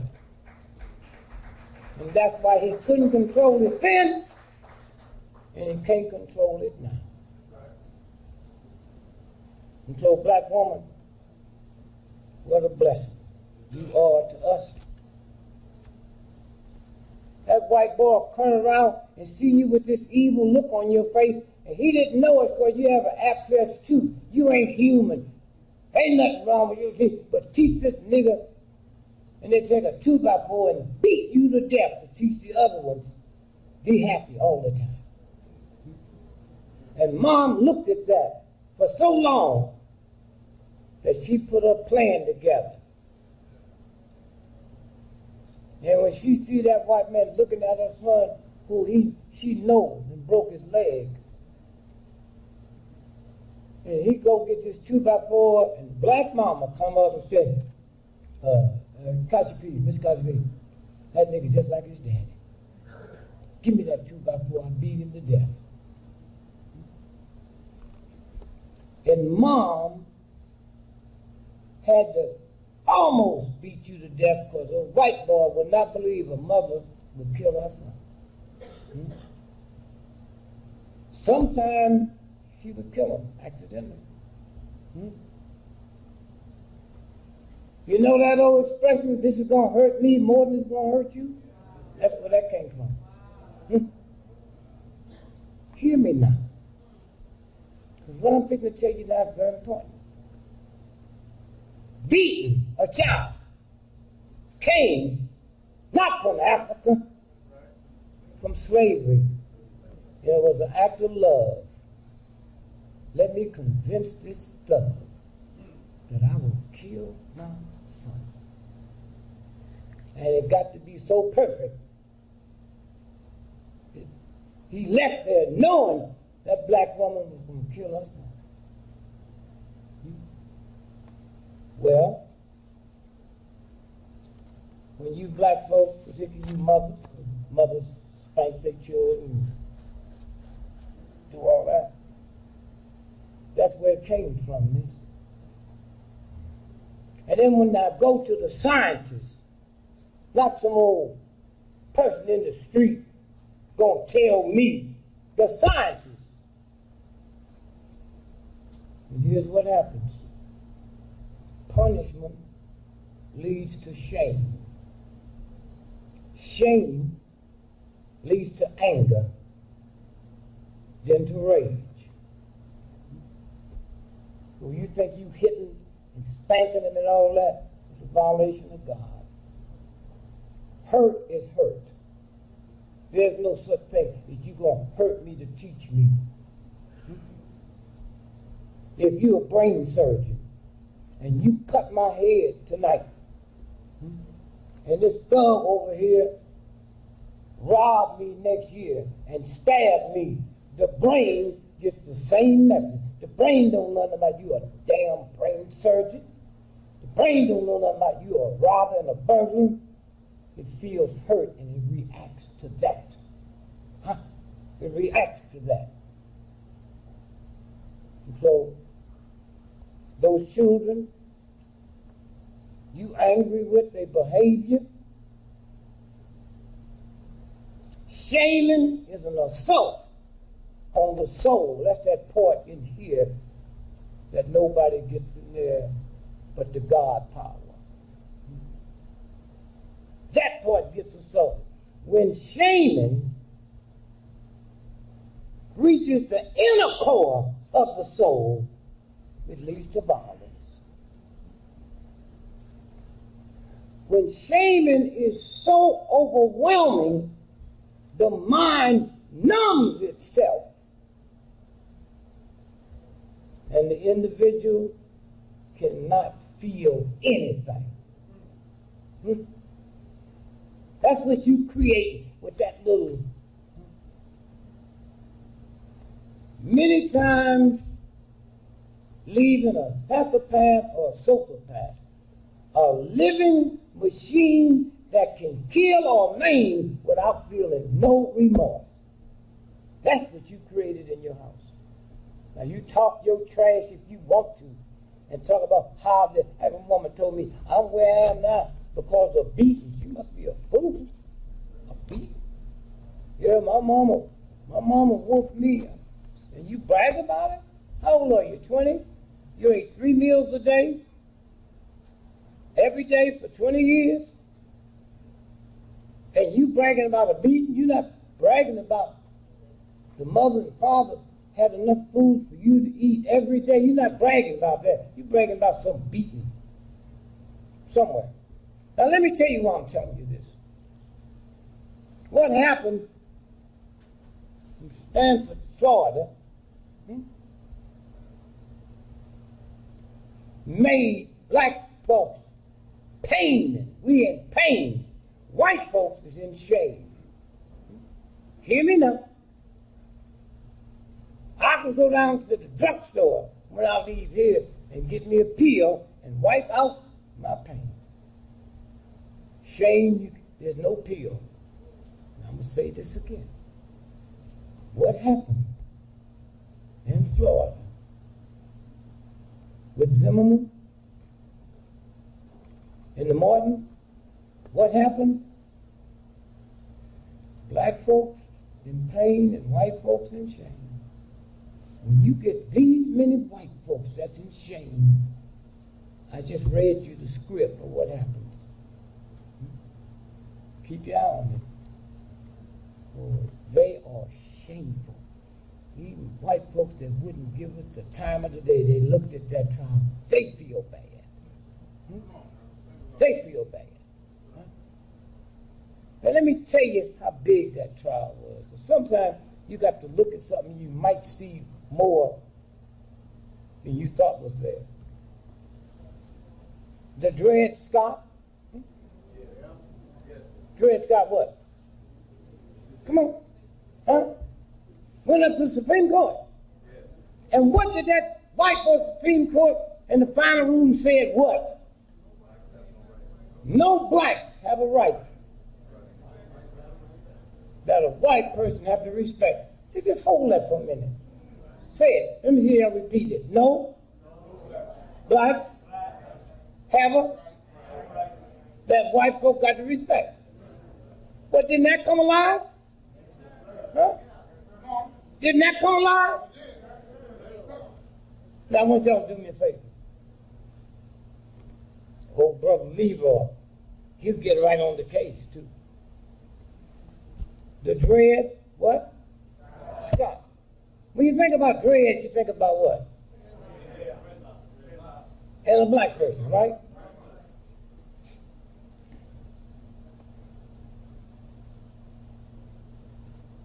Brother, please, Leroy, do this for me. And then put it on the radio.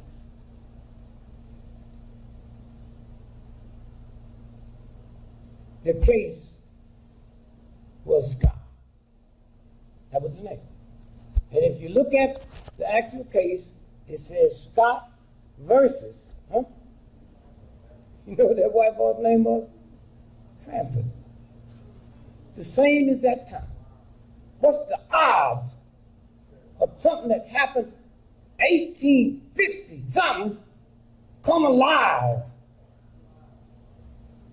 And the name of the white boy was Sanford. So don't think this one they're going to be able to get away with. This one's up in the order now. And so somewhere, a lot of questions should have been asked. And wasn't asked. They got them locked into some fantasy. Huh? Locked into some fantasy.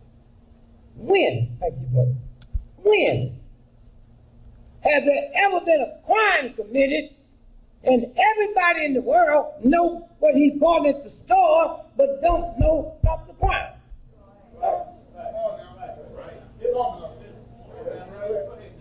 And me and my brother, we was discussing that. We used to bring him the train thing. And wow, what did he say? Well, how come we didn't see the Skittles? If he's murdered and they got him in the hand, how come we didn't see a picture of that stuff on the ground? How come we didn't see Skittles and the iced tea with blood on it? Huh? Because it probably never was one. I never believed he was killed where they told us he was killed. Never. I never believed he went to 7-Eleven. You can't go into 7-Eleven without them taking a picture of you coming in and going out. How come we ain't seen the pictures? We have never seen a picture of him in that gated community, seen him leaving and coming back. Why? Why? I mean, think about that. That's very important when we get out the emotional stuff. Somewhere,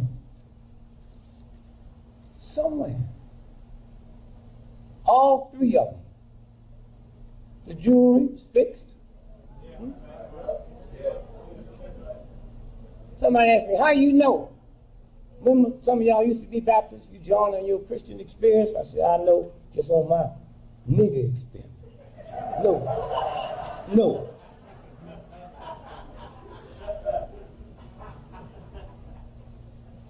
Somewhere. Why have we not seen the picture? That's what you live in a gated community for. Not to have protection after the crime, but protection so there won't be a crime. So I cannot be staying with you and go to the store and come back and that camera didn't catch me going or coming. How come it didn't catch the fight? Huh? If me and you, brother, are homicide cops in this town, and a dude run in the police station and gun down 12 cops, and we run out the back door and confront them and shoot them dead. We cops. That ain't brutality. We shot them dead trying to stop them. They take our badge and our gun, give us a blood test and a drug test. That's procedure. How come he's not a cop?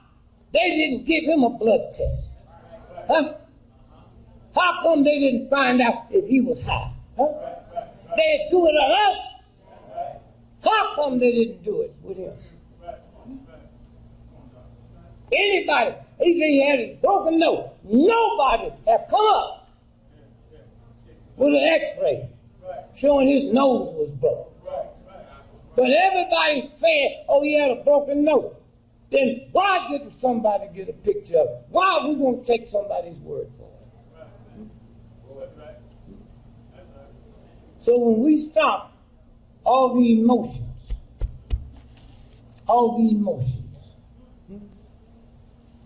thank you, Steve. Thank you, brother. Thank you for just coming out there when most of us didn't know what to do. You stood up and said, I will sacrifice my income. Thank you. And so as we leave here, besides you're going to boycott Christmas. But what about the children? Damn the children. Huh? That's our job. Huh? To protect everywhere. And don't let nobody keep telling you in your community You don't live in a community. A community is where you control your schools, you control your cops, you control your churches, you control your businesses. You live in a hood. What is a hood? Something you put over your head when you're trying to hide something. Somewhere you have the power. But you got to slow up and listen and feel something. As I leave you,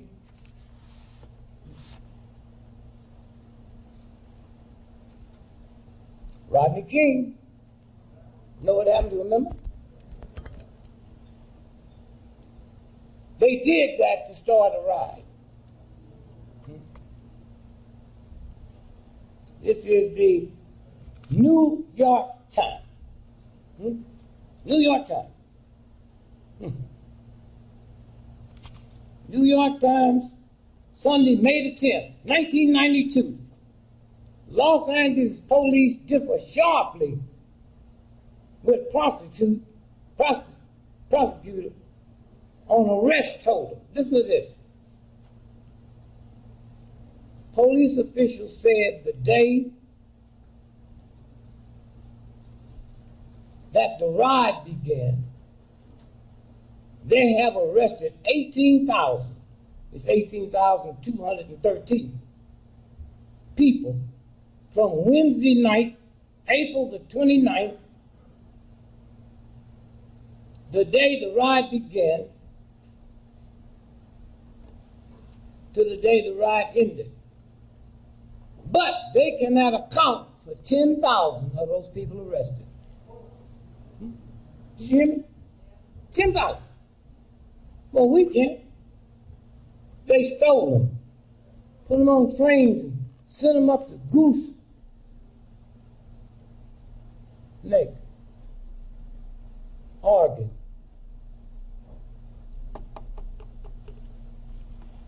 To the Coast Guard Hospital and took their organs.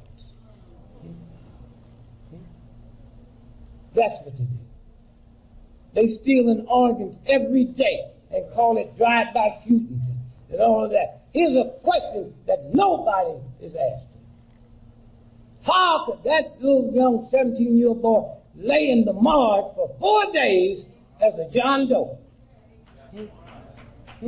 Mom and dad calling the police every day, and they got him listed as a missing person. You can't get to the mark. What is going on? What were they hiding? That's why they gave us that trial. But asked no questions at all. So somewhere, they're not going to get away with it. They're not going to get away with it. Not because we bitter or mean or evil. We just saying enough is enough. Enough is enough.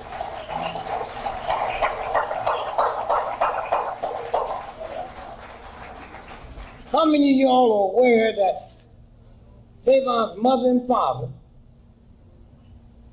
received over $1 million payoff from the insurance last year? How many of y'all know that? Let me see that. Because most folks don't know it. You know everything else. How come they haven't told you about this? Huh? I mean, think about it. Trayvon was killed February the 26th. The insurance policy wasn't bought till March the 30th. You hear me? Yes, sir. You hear what I just said? Yes, sir. You had an accident last month. We buy a policy today, and they pay off next week. How come the New York Times, NBC, and CBS, they talking about everything else?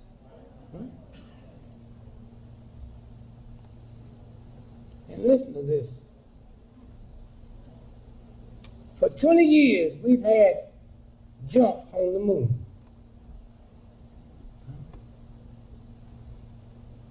Pluto, Mars. And we got scientists 24 hours a day listening to them devices. And if a rock falls, they know it's a rock. If a frog bells, they know it. How come when they trying to find out whose voice with all the electronic technology, why do you run it through that machine? Huh? Don't ask my mama, is that me? She ain't never heard me hollering and screaming. She don't know if that's me or not. So you got one boy's mama say, that's my son. Another boy's mama say, that's son. All you got to do is get that electronic equipment. Your voice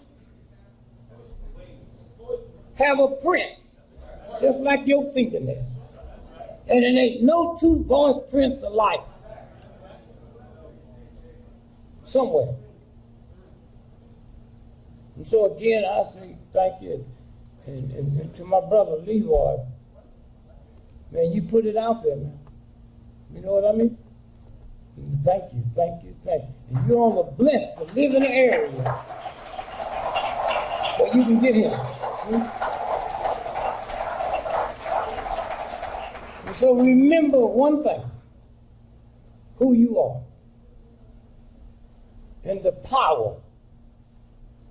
I've watched Christians that ain't going to be nothing but dirt hard Christians for the rest of their life. You got shoes, I got shoes, all got shoes, got shoes. Once we get to heaven, what you got to do to go to heaven? Got to die. I used to hear my mom and them talk about when we get to heaven, we're going to have milk and honey. I went out and bought me some milk, and I bought me some honey, and the stuff don't taste good. Somewhere, when you tune into here, in here, somewhere, then you started seeing the trickery. I knew Malcolm. I knew Elijah. We were good friends.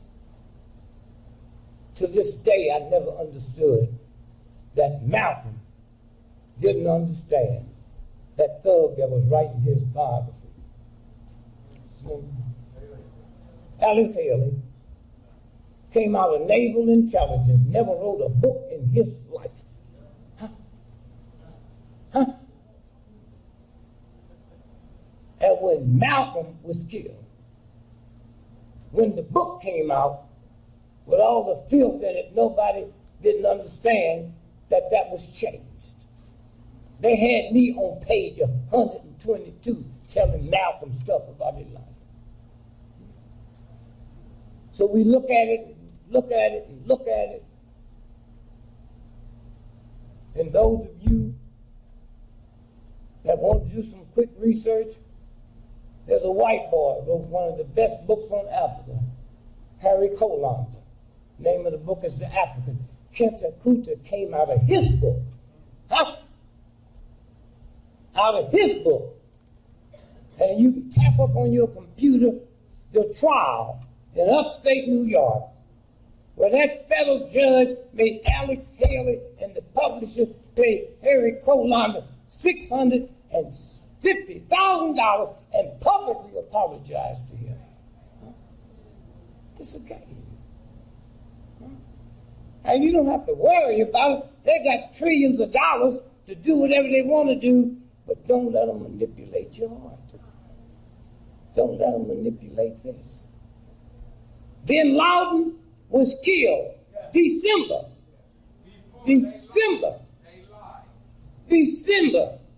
01. So what was the president talking about? He don't know nothing about it. Hmm? Who was the folks that went in that room? What they call them? Navy SEALs. Are you aware all of them are dead now? Killed here in America? Huh? The 6 that went in the room and the 1 that shot him in the head, the 5 of them died in the helicopter crash, and they ran it in the paper. They just didn't tell you they was those Navy SEALs. Huh? The 6th one that supposed to shot him in the head, he was out on the rifle range with other Navy SEALs, and they shot him in the head by mistake. Oh, I love America. Huh? You hear this? You hear me? down there in Boston at the marathon. Let me tell you, I live 40 miles from there. We got a nuclear plant. If it was straight, you'd have to think, well, wait a minute, maybe this is set up to hit the nuclear plant. I called a friend of mine, said, check and find out when they shut the nuclear plant down. The race was that Monday, they shut the plant down Saturday night. Saturday night. The two agents that went down there to coordinate all the stuff to make sure don't nothing get out.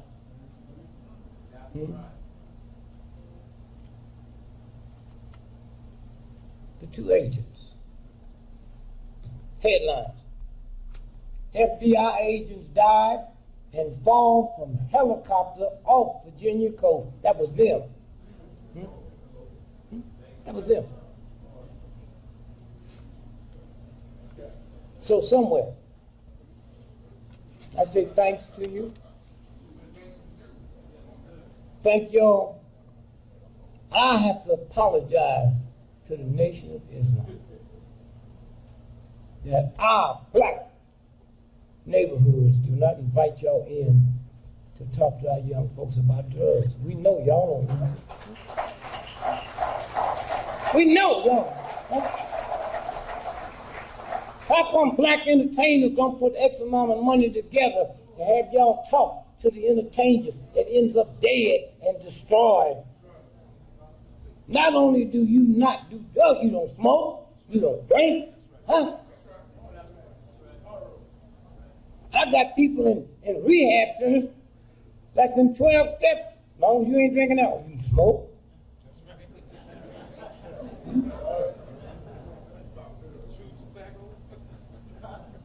Somewhere, you don't have to be validated by a filthy nation. You have to feel something in knowing who you are. It ain't too many people can talk about America like I can all over the world. And yet, someone was in a bookstore and bought this book. 1,001 people who made America. Let's go back before the Mayflower. On page 132, I'm in here. Think about it. Think about not trying to get permission from filth. There's a universal order that validates us all. For my brothers and sisters, I know who you are. I have 10 children, 12 grandchildren, 1 grand, and they are better off because of you. Not because of all the craziness, not because America, the mightiest country in the world, because the Nation of Islam have been there for us. And we say thank you.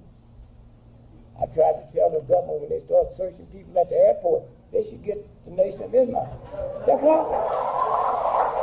That's right. I mean that. Why? Why? Because the first time I went in the temple, they found something in my pocket I had been looking for 6 months.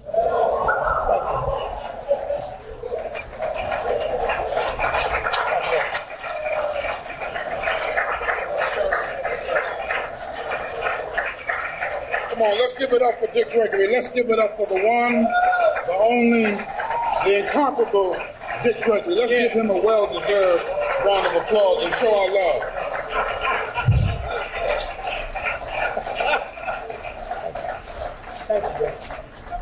Have a seat for a moment. Don't depart. Just have a seat for a moment, brothers and sisters.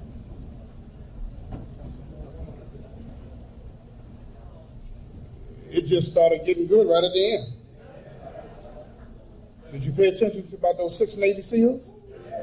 You heard about the 5 going down, didn't know who it was, right? And with the one that was killed that we did know, who wrote the book? Why didn't he shoot the other person? He only shot him. Something to think about. And the teachings of the Honorable Elijah Muhammad, which our brother has said has affected him, and knowing the Honorable Elijah Muhammad personally, causes us to think outside the box.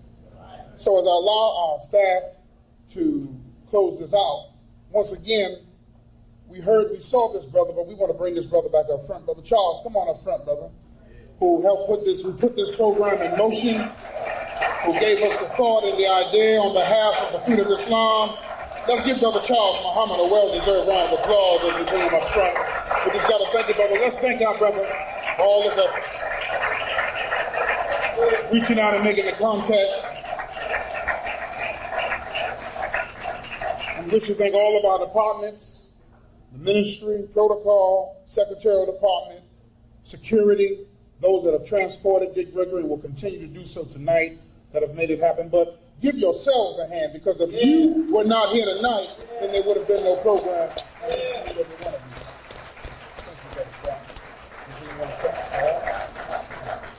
Now, brothers and sisters, there's some wonderful vegetarian food that has been made, salads and other things that are available, which will be talked about in a moment. But I just want to make this announcement. As Dick Gregory said, he's 81, and he says that, I think he made a paraphrase, that not many besides himself can go around and talk about America like he does. But we in this room and in this nation knows that there is one who is happy that he's doing it. But we know that there's one who's talking, who's challenged, who's threw down the gauntlet, who's called for the fight, who's called for the rumble in the jungle.